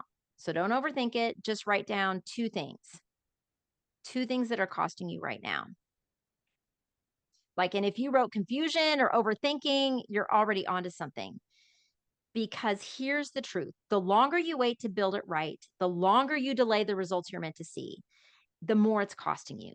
I mean, how many months have you been tweaking the Canva logo or trying to just figure out where to start? Maybe you haven't even done anything, but you've spent so much mental energy just trying to figure out where to start. So let me ask you this. Do you want to give another year of your life to these halfway built systems and half finished branding in a business that still doesn't reflect what you're capable of? Or do you feel like it's actually time to stop guessing and to finally get it done? Because that's what we do in the power launch. We don't waste time. We build it, we launch it, and you walk out with the confidence in the brand to back it up. Yeah, and I often find, Julie, like the biggest expense is not the one we think of, really. You know, like you just said, it's not the Kajabi, it's not this, it's the overwhelm and the waiting. That's the expense because everyone around you, the competitors that you could be competing with, are moving forward. Well, you're not, and that's a huge expense because it's not just an expense on revenue; it's also expense on, like we talked about, your legacy. I think that oftentimes becomes more important than just a dollar amount. Yeah. Quick question for the people that we have here in the room. Is anybody here know how to bake a chocolate cake? I actually don't know how to bake much, but I do know how to bake a chocolate cake. And this particular thing that you're doing, like, let me ask you, could you teach somebody else how to also make a chocolate cake? Yes, most of us could probably teach someone else how to do that. Okay. So just to clarify, you would believe that a smart, capable person could teach another smart, capable person how to do something that they've already figured out, right? Like that's what we're talking about. So that's what a business launch is. It's not magic. It's not like crossing your fingers hoping you're going to get seen. It's about it's not about being the most tech savvy person in the room or having 200,000 million followers, right? It's just one entrepreneur who's figured it out, turning around and telling another entrepreneur how to do it. That's exactly what Power Launch is. It's not a course, it's not a checklist, it's not a lead magnet, it's not a PDF. It's a done for you business building with experts who have already launched hundreds of times before. So we're going to talk about your actual biggest expense, and it's not, we were joking about the Kajabi, the email platform, that 2K course you bought. The biggest expense is that you've spent time doing things that don't work, and you cannot get back time. That is one of the resources we are not allowed more of. So I want you to think about this. Like right now, I want you to write down in your brain, how long have you been trying to launch your business? Like not brainstorming, not dreaming, like actually launching, like getting your brand and your voice out there, making consistent money, attracting clients consistently. I know some of you we've talked to here, 6 months, some people have been 6 years. Now, that time that we're talking about has a cost. The hours tweaking the logo, making that border pink instead of white, second guessing the messaging, money spent on courses, tools. Like, let's talk about the money we spent on those things that we didn't even use or didn't make revenue from, because that's money wasted then. Or the energy that you're not spending with family and friends and now spending on something that's not even launched when you're stuck. And it's not for lack of trying, what we find, especially with entrepreneurial groups like we attract here. It's often that you have not been giving a system and a strategy that actually works. You've been paying in time and energy and opportunity, but still getting something that's like pieced together. So you want to make sure that the next 12 months, let's say, you are not sitting on a website that's half done. You are not showing up to Facebook or Instagram or TikTok and seeing all these other people doing what you want to do and saying, like, why can't that be me? You're not researching anymore. You're not buying any more courses. The question's not, do you have the time? Can I afford it? What if it's not the right time? The only question that you need to answer today is going to be, do I want to keep paying in time and confidence for not knowing how to launch this the right way? And if your answer to that is no, if you're telling yourself no, like I'm done paying for what I don't know, then don't overthink this. Like what W. Clement Stone said, stay in the room, stay close to the strategy that you work, stay in the community and the ecosystem where the building actually gets done, like the actual building part. This is what PowerLaunch is. It's the actual building part. And this is the chance that you're going to have to stop playing small, to stop thinking, to stop messing with Canva and actually get it launched, guys. This is like an opportunity to really bring that dream to fruition. It's huge. Yeah, I love that, Haley. Well, let me just tell you a little bit more, if that's all right. I'm going to share about how this power launch actually works. Please. So, step one, we clarify your offer and your messaging so that you are no longer thinking, what is the problem that I'm solving? But you know exactly what is the problem I'm solving for people and how do I message that so they actually know what I'm talking about. So you'll work with us to figure out what you do, who it's for, and how to communicate value so that people actually say yes. And then we build your brand and your website. So while you focus on your zone of genius and what you're really at, we take that part off your plate. So we build your logo, your messaging, strategy. We do this all with you. We're working together, but our team actually does the work of it. We build your sales funnel, we write your website copy, we set up your email marketing. It's all the things. So that when you actually are ready to launch and you feel like your messaging is spot on and you're ready to go, then we help get people to you.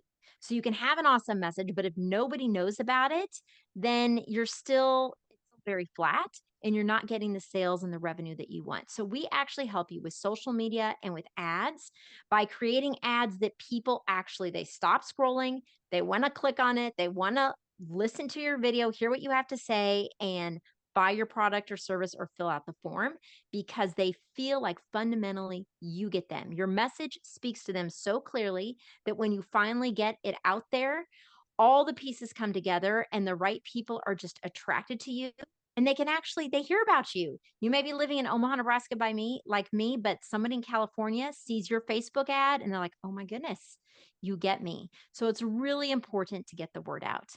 So what I'm going to do, actually, Haley, would you do this for me? Would you just drop into the chat right here the link for the power launch? Yep. Sure thing. That would be great. And this is something that if this is you right now and you're just like, I need to get off dead center. and I need to do something different because what I have been doing is not working very well, then this is for you. So fill this out. This is just a form that you fill out to decide if this is actually a good fit. And if it's something that I could be great at helping you with, we'll know that pretty quickly. But if you just fill out this form, we'll go to the next steps. But I just wanted to share a couple more things. We're going to actually have Justin Wise pop in here. He's going to talk about offers. He is amazing. So he'll be here in about 5 minutes or so. But I want to talk about the Think and Grow Rich. I think we've all heard of that book. And it talks about how there are like 16 habits of healthy people who have become successful and they've really nailed it. So if you haven't read the book, there was this man named Napoleon Hill that wanted to study the wealthiest men in the world at the time. So Andrew Carnegie, and Hill wanted to study wealthy people with one thought in mind. Do wealthy people have similar characteristics? Like what actually makes them wealthy? That was the question. And this is what he did. He realized after all of that research that they have 16 characteristics in common. 16. I mean, I think that's very interesting. And his second discovery was even more phenomenal. He realized that no one was born with those elements of success. What was so astounding that he wrote in his book, Think and Grow Rich, was twofold that all successful people have these 16 characteristics in common, and none of them were born with those characteristics. Like every successful person has developed those over time. So that just really got me thinking about those 16 characteristics. And 5 of them really stood out to me as the qualities that every successful entrepreneur must embrace. So let me ask you something. Have you ever wondered what really separates successful entrepreneurs from everyone else? It's not luck. It's not even talent.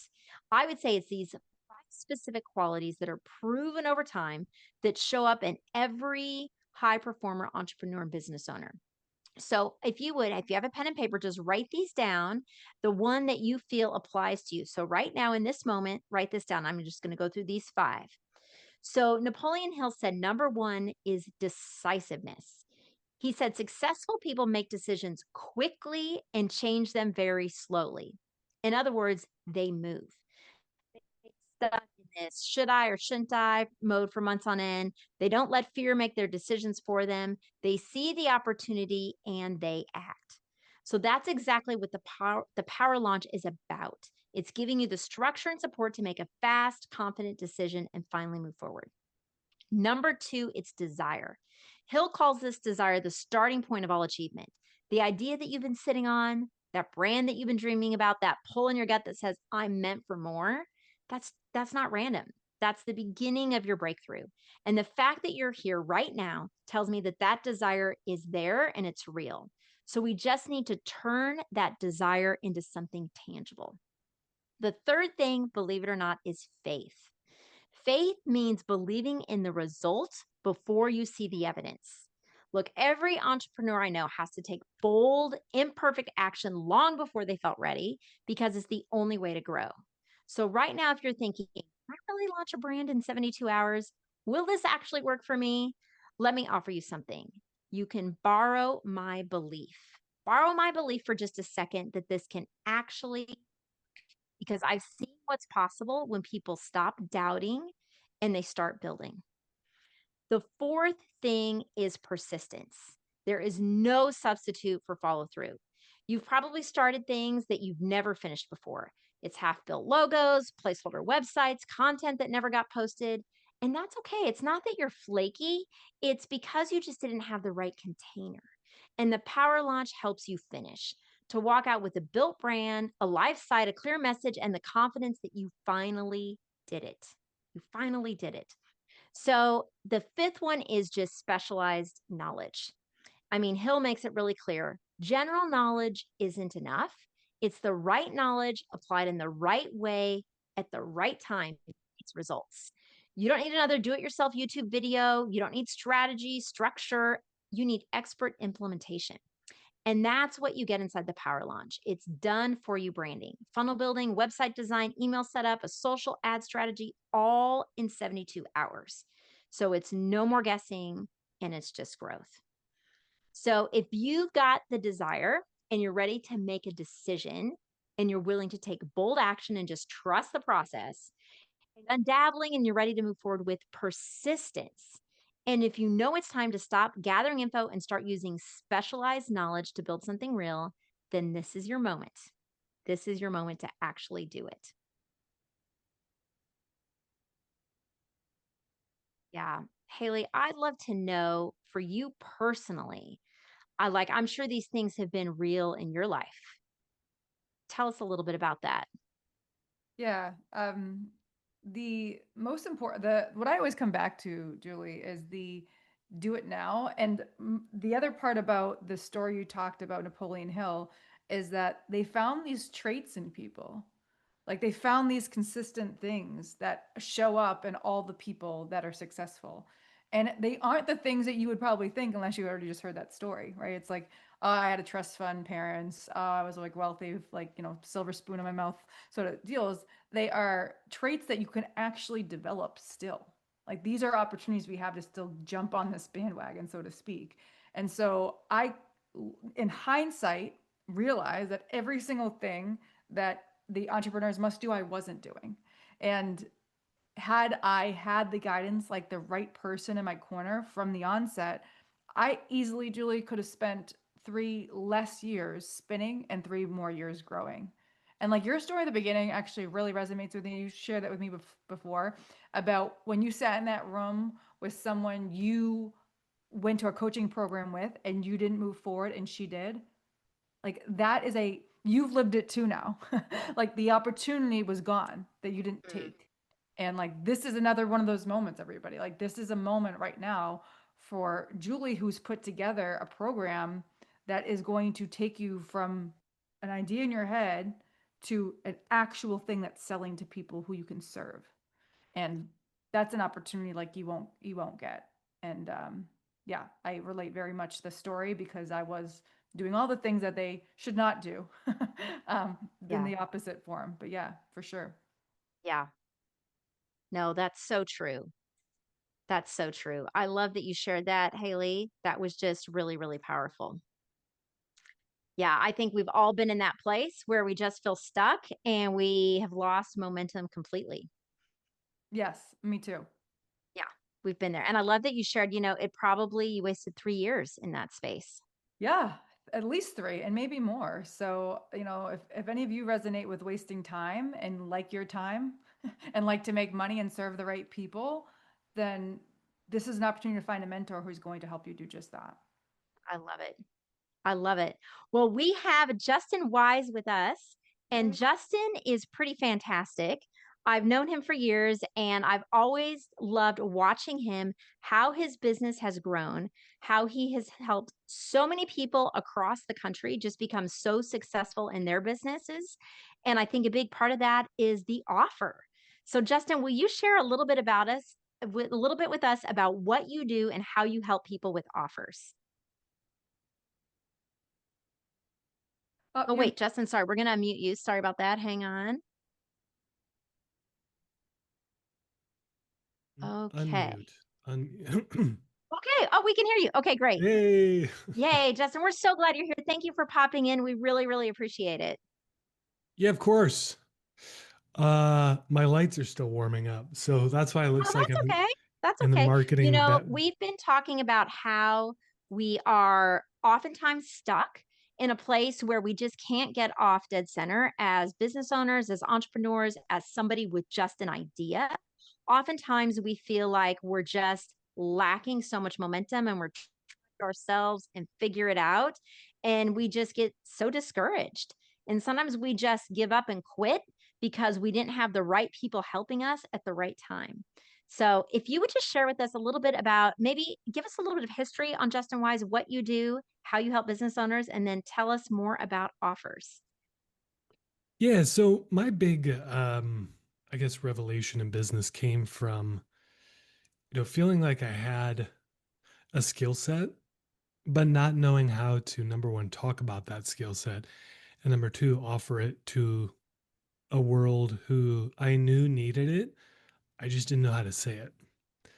And so some of that is one part messaging, one part positioning, but a lot of it comes back to the offer. And so, I've worked on I've worked agency wise. Back when I owned an agency, I've worked for global nonprofits all the way down to small mom and pop shops. And that sounds, like a super vast and varied, cast of characters, which it is. But really what it comes down to is what I found is the offer. So what is it that you do that you can package and present to the world? That's essentially what I think of when I think of offers. It's the handlebars on your skill set. And there's tons of different offers, lots of different ways to talk about your offers. But what I found is there's 3 characteristics to a really good offer. And those 3 characteristics are it has to be profitable, it has to be marketable, and it has to be enjoyable. So I'll talk about each one of those in turn, and then maybe we can open it up for some questions if there are any. So profitable, right? This is where everybody wants to go first, and with good reason. We don't get into business to, we start a business instead of a nonprofit for a reason. It's because we like It's to not make a money. hobby. It's We not a actually want hobby. a business. Actually want to build something that can sustain us. And the only way to do that is to have an offer that's profitable. And I think a lot of times folks overlook this because they're so pumped and amped about what it is they actually do, their skill or their service or their product for that matter. They're super passionate about it, which is great. You have to have that. But you have to be able to know the numbers behind your offer. So there's tons of different language we don't need to get into, but essentially is, can you sell this offer for more than it costs you to produce? Right? That's that's the easiest way to look at it. So that number is going to look different if you're starting a restaurant as opposed to starting, let's say what I do, a consultancy and coaching agency. Because what it takes for me to deliver what I do is vastly different than what it takes, let's say, a restaurant to do what they do. But ultimately, you have to be able to say to yourself, okay, and maybe it's your time. Maybe it's just assigning value to your time and saying, it takes me 3 hours to produce this widget or 3 hours to perform this service for this client. And let's say my hourly rate is $100 an hour, just for fun, for easy math. So 3 times 100, it costs you $300 to produce this offer.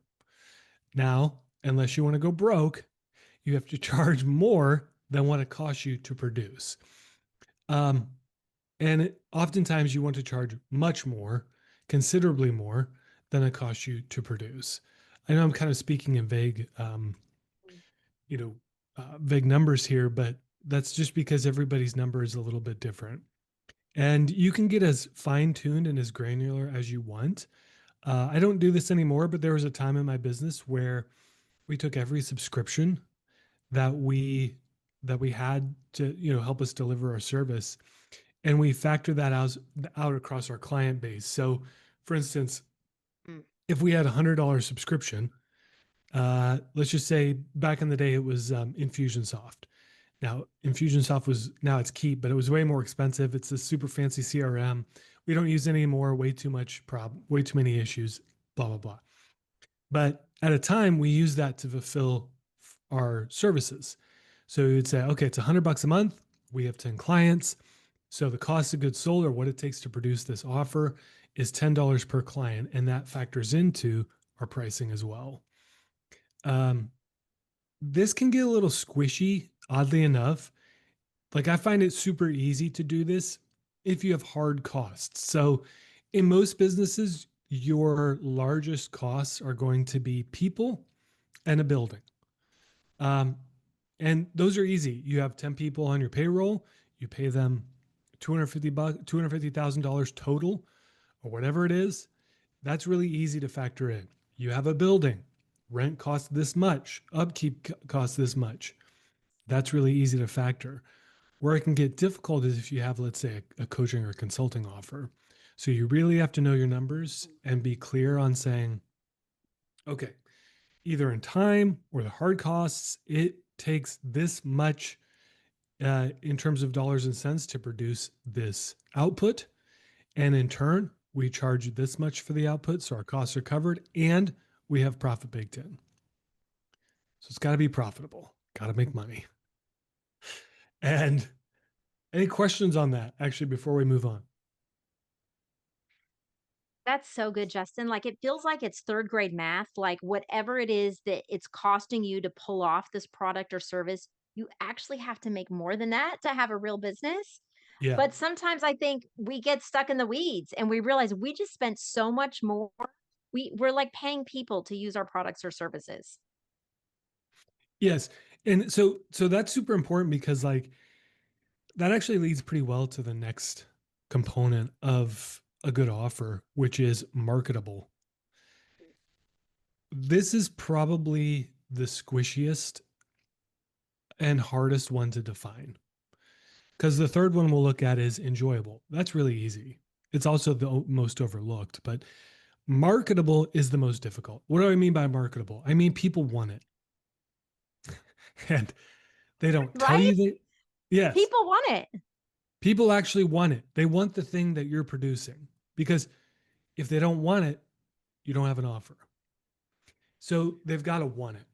And when I say want it, I do not mean they tell you they want it. I do not mean they say to you, oh, that's a great idea. I do not mean they pat you on the back and say, good job on producing this thing. I mean, they give you their credit card. Right? They want it. That's what it means for someone to want your offer, is they pay you for it. And I've done this so many more times than I can count, where you produce a thing and you fall in love with that thing and you think everybody's going to love the thing. And you forget to actually say to people, hey, will you buy this thing? Or do you like it enough to actually pay me to do it? And I've wasted so much time, so much energy, so much money pursuing offers that I loved, but were not marketable. And you just have to have a sober, unrelenting honesty with yourself. Where if people don't buy the offer, it's not a good offer. It doesn't matter how much you like it. It doesn't matter how much time you've put into it. None of that matters. All that matters is they're willing to give you their credit card or their money or sign the invoice or whatever. That's what makes a good offer, and that's what makes an offer marketable.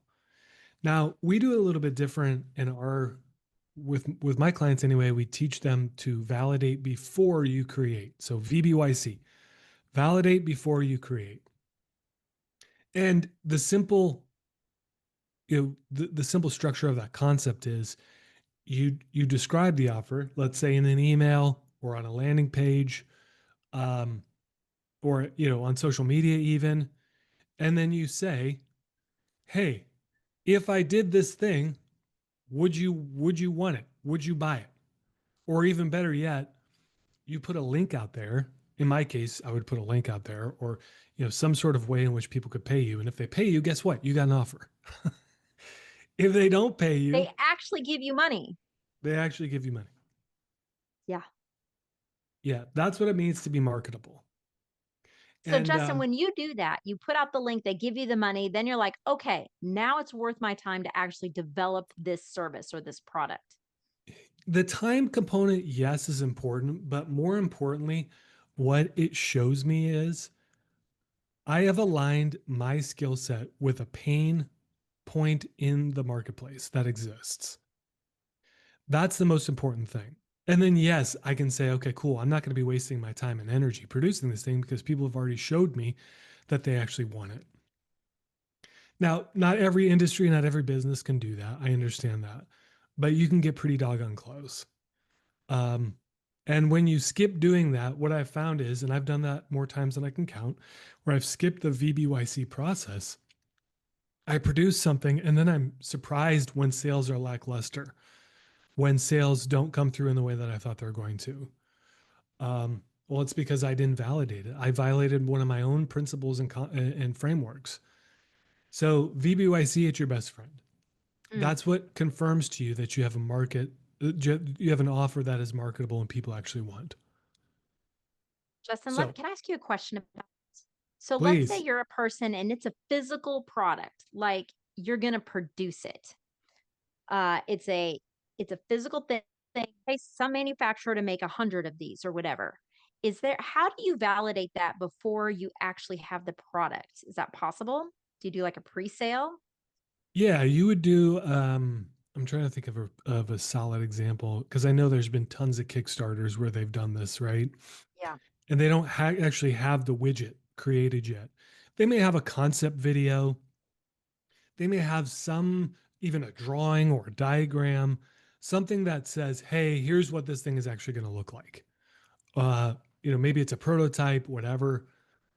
But if you watch some of those Kickstarters where they have physical goods, and I'm trying to think, Yeti coolers was a good example of this.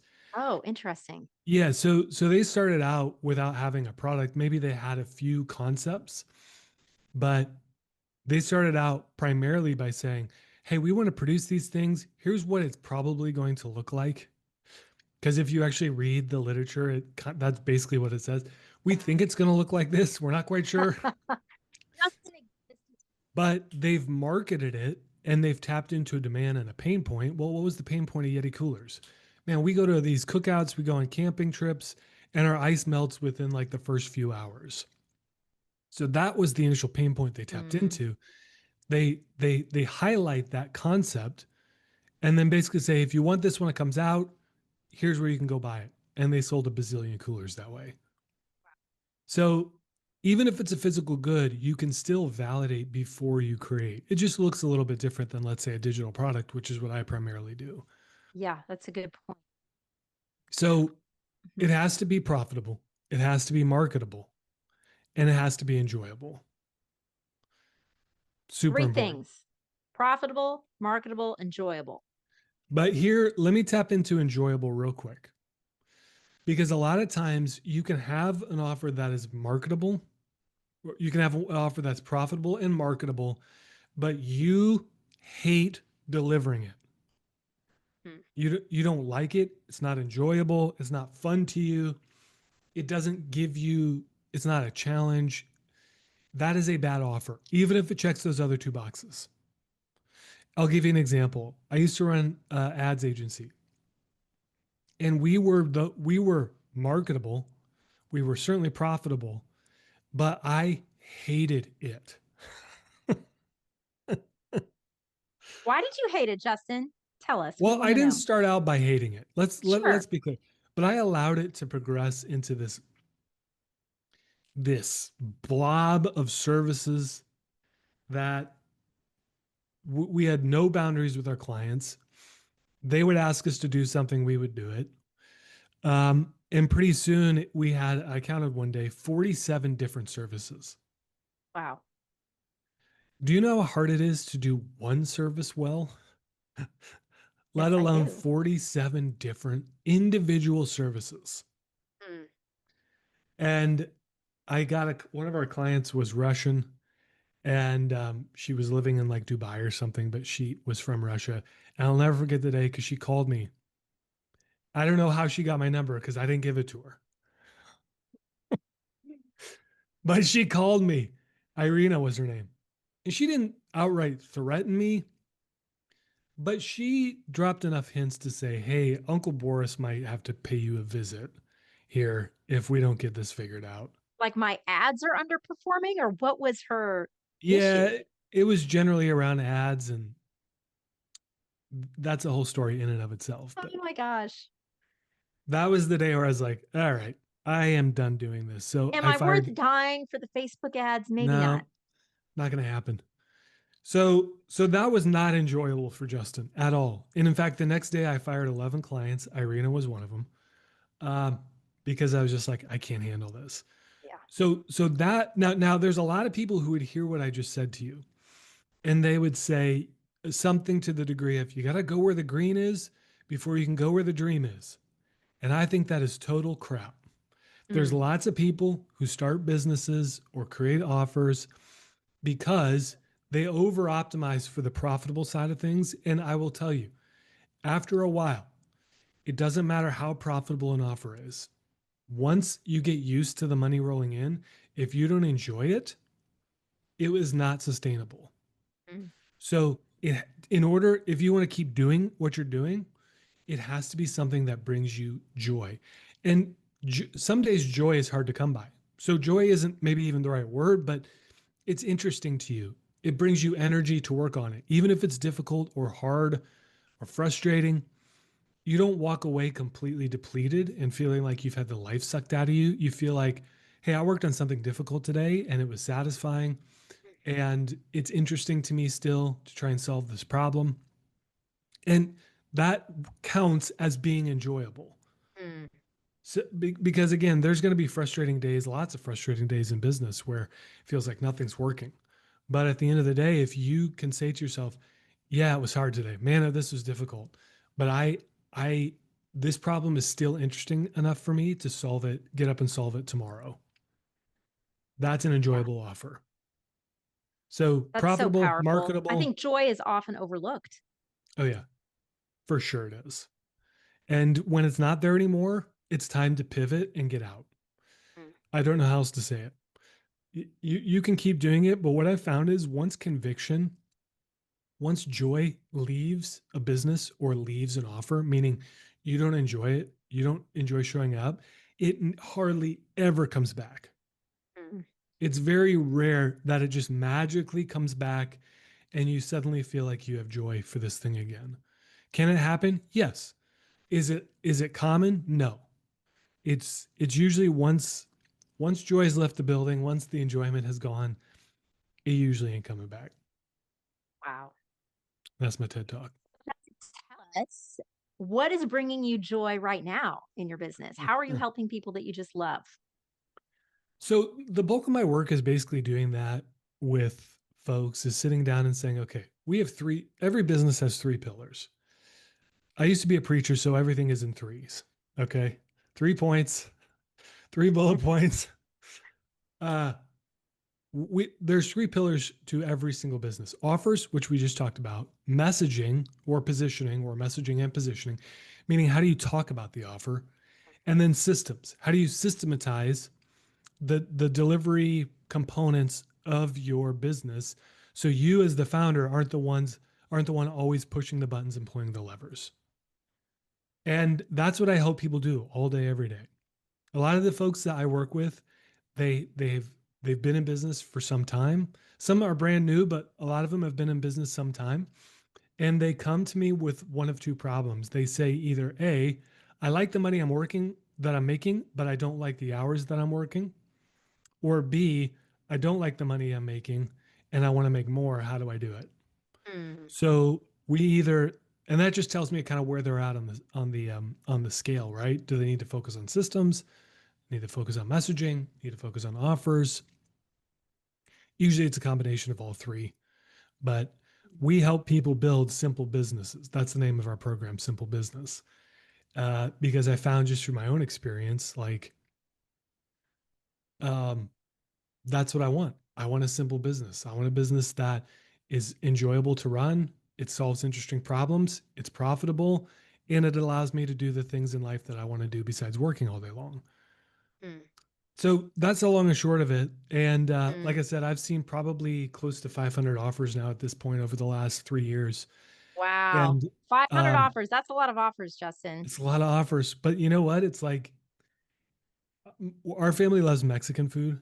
And what I've learned about Mexican food, whether it is your neighborhood dive Mexican restaurant or the super classy high end Mexican restaurant experience, they serve 3 things: beef, chicken, or pork. Right? Three And things. Maybe they they were have, preachers too. that's right, 3 things. The difference is just how it's presented. That's basically what it comes down to. And what type of tequila they have on the shelf. All Right. right. And so businesses are the same way. They all got beef, chicken, or pork. It's all the same thing. The difference is how it's presented, right? So beef, chicken, or pork, offers, messaging, systems. That's it. So good, Justin. So simple, but yet so powerful. Wow. Okay. Does Yeah. anybody have any questions for Justin about offers or anything? What's everyone's offer? I'm curious. What does everyone sell? Haley, will you share your offer? Sure, yeah. I'm a women's fat loss offer, so a health offer. Ooh. Yes. And I honestly love what you just said about once the joy leaves, it very rarely, whatever you said, it like very rarely comes back. Um, because the numbers don't mean anything after a while. Because I wish I had heard that message many years ago when I was in a profitable offer that was really not. I I woke up every day dreading it every single minute, and it wasn't and there was no amount of money that was going to turn that around. In fact, Yeah. I charged more than I ever thought I could, and it was not bringing any more joy. So, um, yeah, that's a really cool statement you made out loud that most people don't want to say. So that's not the offer you're in now, right? No, it's Okay, not. good. No, it's not the offer I'm in now. I love the offer I'm in now. It has problems, but I like solving the problems that come up with this offer. But I think in the beginning as entrepreneurs, it's always like revenue, profit, profit, profit. But you can get stuck because after a while, if you're not enjoying it, you don't show up the same way. People don't want to buy from you the same way. It's really hard to fake it, really, I think. So yeah, that was very cool to hear someone say out loud. Yeah, it'll eat your lunch eventually. Yeah. If Yeah. it's not fun, enjoyable, fulfilling, you will at some point you will get hosed. Yeah. I think is the technical term. Hosed, yeah, technical term. I had a question, and maybe other people have this question. You said there's three, like a Mexican restaurant, there's three things they serve. What are those three things that you see show up in all the 500 plus offers that you've seen? So it really comes down to, specific to offers. Like when I look at a business, okay, big picture, that to me, those beef, chicken, or pork for a business is offers, messaging, systems. So those three components are at work in every single business, whether they realize it or not. Right. So that's why I can go and pretty confidently sit before one of our clients last year was a $1 billion tech company. Now that doesn't mean I wasn't nervous because the stakes were much higher, right? Mm. Budgets were bigger, but I can sit down with a business like that and say, okay, offers, what's the offer? Messaging and positioning. How is that offer? How do they talk about that offer Mm-hmm. to the market? And what is the fulfillment systems behind the scenes that's getting the work done of what they just sold? So that's true for a $1 billion tech company. That's true for a mom and pop restaurant, you know, that's grossing, maybe 150K a year in revenue. So It's all the same. within those three, that's like very clear that you just made it only three. Within those three, what's the thing that you find misalign? Like, what's the biggest mistake within each? Like the offer, the messaging, and then the systems. Like, what's the biggest thing you see wrong in those components? Yeah, that's a good question. Offers, I would say the number one issue is it, um, it is kind of like y'all have probably heard this analogy, but people they don't actually want to drill. They want the hole that the drill can make, right? Mm-hmm. And so a lot of times what I see is people talking about the features of the drill rather than what they're going to be able to do with the hole that the drill drills. Hmm. So Okay. you can hang a picture, you can, hang up a picture frame, you can, whatever it is you do with drills. I Yeah. don't know because I'm not a tool guy. Uh, so it's talking about the drill. Nobody cares about the drill. Not really. No one cares about another way of talking about this is features versus benefits. Yep. Okay. No, nobody really cares about the features. They don't care how they get there. Right. They just care that you help them get there. So the more, especially this is probably especially true for you, the more you talk about the transformation and what it will feel like when they hit their weight loss goals or whatever it is, Mm. you know, um, that is by far the biggest issue. I got a guy right now, he's a developer and he's so smart. And that's his biggest problem because he's thinking people buy his code and his apps and his development services because of, oh, look what I can do with this line of code. And, my code is efficient and da da da da. No one cares. at all about any of that stuff. At least not at first. They care about what the code he can create, what it gets them ultimately. So that's by far the biggest issue with offers. With messaging, so messaging is an extension of your offers. And so this kind of goes hand in hand, right? Because if you have this belief as the founder, as the owner, that people want this thing because of all the time and energy and love I've put into it, instead of what it actually helps them do, that will come out in your messaging. And so what I see a lot of times, we have this thing called marketing milestones. And marketing milestones is built on this belief that your ideal prospect, your ideal avatar, we call it your specific person. Call it whatever you want to call it. The person you love working with, the person who pays you the most, the easiest. That is your one specific person. That's your one avatar. Where I see a lot of organizations have like one, two or three or four, 5 different avatars. And in some cases, you do need that. Like the $1 billion company, they need multiple different avatars because they serve so many different people. 99% of businesses, though, they don't need that. What they need to look at is saying, okay, like my specific person is a guy named Ryan. Marketing milestones charts out from start to finish what Ryan looks like before having ever heard about my offer and being my biggest raving fan. And that journey between step 1 and step 10, you have a responsibility through your messaging to move through those stages. And when you do, amazing things happen. And the best way to do that is by speaking to what Ryan looks like at level 10, what he feels like at level 10.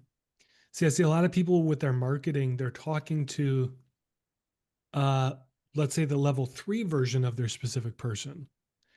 And what happens is if you only speak to level 3, you lose out on grabbing the attention and the frame with levels 4 through 10 because they've already passed that. Does that make sense?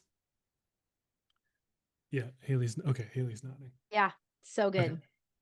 Yeah, so the clearer you can get of what your Ryan looks like at level 10, even at Ryan at level 1, if you speak to Ryan at level 10, he will aspire to be at level 10 and you'll get him. He'll connect with your messaging. But if you speak to Ryan at, like I said, level 3, the Ryans at 4, 5, 6, 7, 8, 9, 10, they're going to ignore you because they've already been there, done that, got the t-shirt. So that's a big issue for messaging and positioning. And systems, I don't even know where I want to start with systems. Okay. Can I just ask you one quick question? You said something earlier that really hit home for a lot of people starting their business. As you said, the client who spends the most and who's the easiest to deal with, or you said it something like that. What was that sentence you said? Client who pays you the most, the easiest. Yes. Okay. Important. Yeah, that's your litmus test. Now, there's a second criteria we use, which is this person emails you in your inbox, shows up in your inbox, their email address, and what's your initial gut reaction? Is it dread or is it excitement? Because if it's dread, they're not your specific person. I know I've had clients like that where you're just like, oh, I cannot deal with this today. I can't do it. I don't have the mental energy for it. Yes, Justin, 100%. But the trick is, and sometimes those folks are the ones that have paid me the most and the easiest. So the key is to get those one and the same, right? And everybody's like, if you've had clients, if you have more than one client, and even if you only have one client, guess who has paid you the most, the easiest? Your one client. But over time, you'll start to see, okay, cool. There's criteria here. This person pays me the most, the easiest. And I absolutely love when I get a notification from them. That's your person. That's the person the marketing milestones works with. So systems too. Systems, basically the biggest issue is nobody has systems. And when I say systems, I specifically mean the delivery systems for your offer. And that so if you don't have this, there's a great book on this that elaborates on the concept big time. It's called E-Myth. I'm sure everybody's read it. But basically, if you're the one pushing the buttons and pulling the levers all the time, you can never get free of your business. And some people are like, cool, I don't really ever want to or need to. Great. I'm happy. I'm okay if that's the choice you are making. But what I don't want is you to want to choose something different and not have the delivery and fulfillment systems in place to allow you to do that. I'll give you a quick example from my own business. Recently, when I started my coaching program, let's just say 2 years ago, actually it's about a year and a half ago, I was doing everything from top to bottom, start to finish, everything. Sales calls, delivery calls, onboarding calls, you name it. Now, I knew I couldn't stay in that just based on past experience from other businesses. And so I stayed in some areas and zones, and I'm still very much a part of the business. And that's, again, by choice. But there's been one specific component that I've handed off to my VA that has just mentally freed me up considerably, which is the weekly call updates. So we do our call on Tuesdays. We record the calls and we spin up a transcript. Now, on the surface, it's like that'd take me maybe 15 minutes to put together, right? But I realized when I was doing it, I was just like, I just dreaded it every single week. I knew that I was going to have to do it because some people can't come to the calls and they want the replays. So I had a responsibility. And then finally, I was just like, you know what? This is going to be a Grace thing. This is not going to be a Justin thing. Grace is the name of my VA, by the way. So I was like, Grace, hey, I cut a quick Loom video. Took me maybe 5 minutes to show her exactly how I wanted it done. And she's been doing it ever since, way better than I ever could. Because even though the content's the same, the speed in which it gets turned around is like considerably faster, right? Because she's not dreading it like I am. I don't know, she might be dreading it, but she gets it done faster. So that small little thing, yeah, I mean, it was maybe 15 minutes of calendar time, but the mental bandwidth, it's crazy to think to yourself, like how much mental bandwidth that was chewing up for me. So I don't know if that answers your question at all, Does Haley, but very that was much. a good one. I liked I've made mental notes and I can relate to almost everything you're saying. So I really love that. Thank you. That was great. Justin, will you just share before you go? Part of what we're offering here is the Power Launch, your brand done in 72 hours, as you know, and you are a part of that with offers. So will you just tell a little about how you can help people specifically with their offers? Yes, I can. Tell us, Justin. Can I share my screen? Sure, hang on. Let me do that. Is that, if not, that's fine. I can talk Yeah, about yep, it. you got it. Go ahead. Okay. So let me share my screen here real quick. This is something that actually, to my knowledge, I think only coaching clients have seen. Well, and Julie for that matter.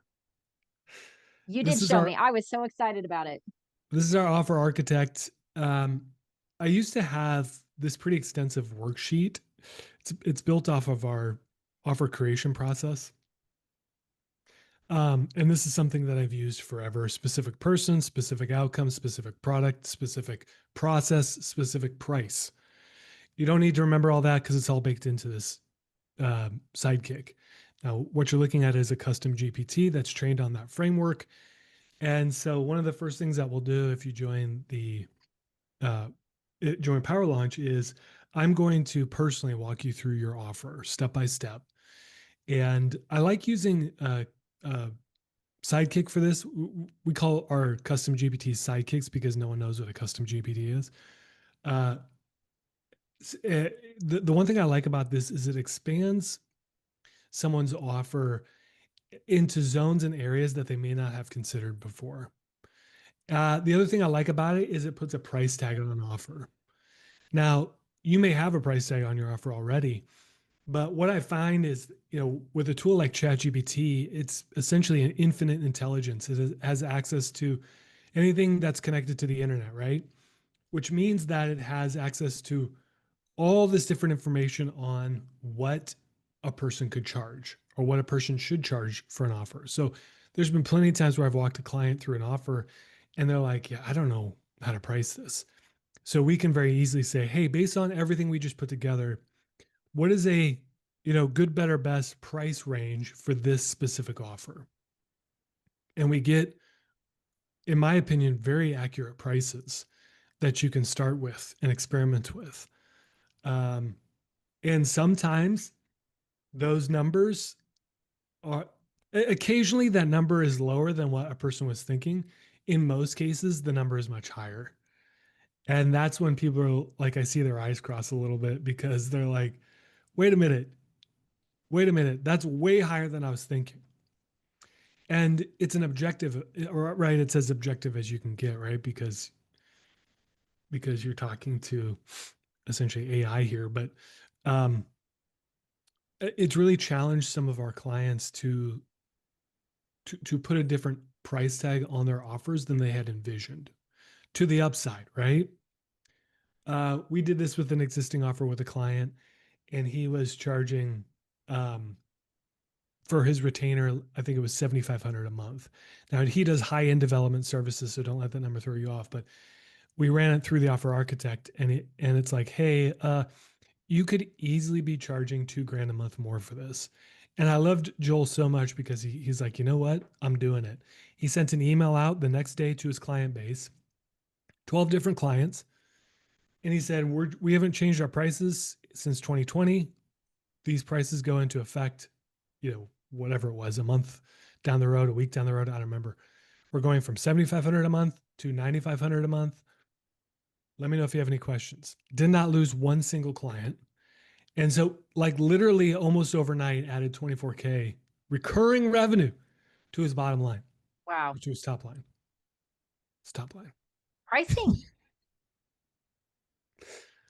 Yeah. That's Anyway. amazing, Justin. That is so incredible. And I love how you're using this tool to help people get really, really clear on what their offers should be, how they should budget, how they should price it, which is really the $1 million question. And I know you've got other goodies in there for upsell things, but it really is an amazing tool. So thank you for sharing that with us. You bet. Well, I have love fun. it. Yes. Okay. Anybody have any last questions for Justin? We're good. Okay, Justin, thank you so much for your time this morning. We really, really appreciate you. You're the best. Oh, hey, I'm going to put my newsletter link in the chat. I talk love about it. this stuff pretty much every week. I have a weekly newsletter that goes out every Saturday. It's pretty heavy on content, light on promotion. So if you just want more kind of insights and this stuff that we talked about today, getdifferent.co is where you can go. And it's free. You don't have to pay anything. It's free sign up. I'd love to have you all join me there. But anyway, thanks for the invite. I love it, Justin. That's so great. And when we send out this recording, we've had a few people that were here but had to go. We'll include that link in there too. Great. Awesome. Thank you, Justin. Round of applause for Justin. Okay. You're amazing. Yep. Bye-bye. All right. Bye, Justin. Thank you. Well, friends, this has been fun. I hope you feel like you've learned a lot, like this has been worth your time. But this is what the Power Launch is, getting super clear on your offer, on your messaging, and then on how you're going to get the word out there with your marketing. So it's just a smarter, clearer path that finally gets your business built without burning you out. We're not here to watch you work harder. We're here to help you finish what you started in the easy way with a 72-hour Power Launch. So the real question is, if you're done exhausting yourself with the same broken process and you're finally ready to do something different, then this is the moment. So Haley's going to drop that link one more time into the chat. And all you have to do is click that link. That is an application for the 72-hour Power Launch. Fill it out, answer a few questions, and then we'll connect and decide if it's a good fit for us to work together. So a big thank you for staying, for showing up. This has been really great. Bye. Bye, everybody. Thank you so much. Thank you, Haley, so much. Bye.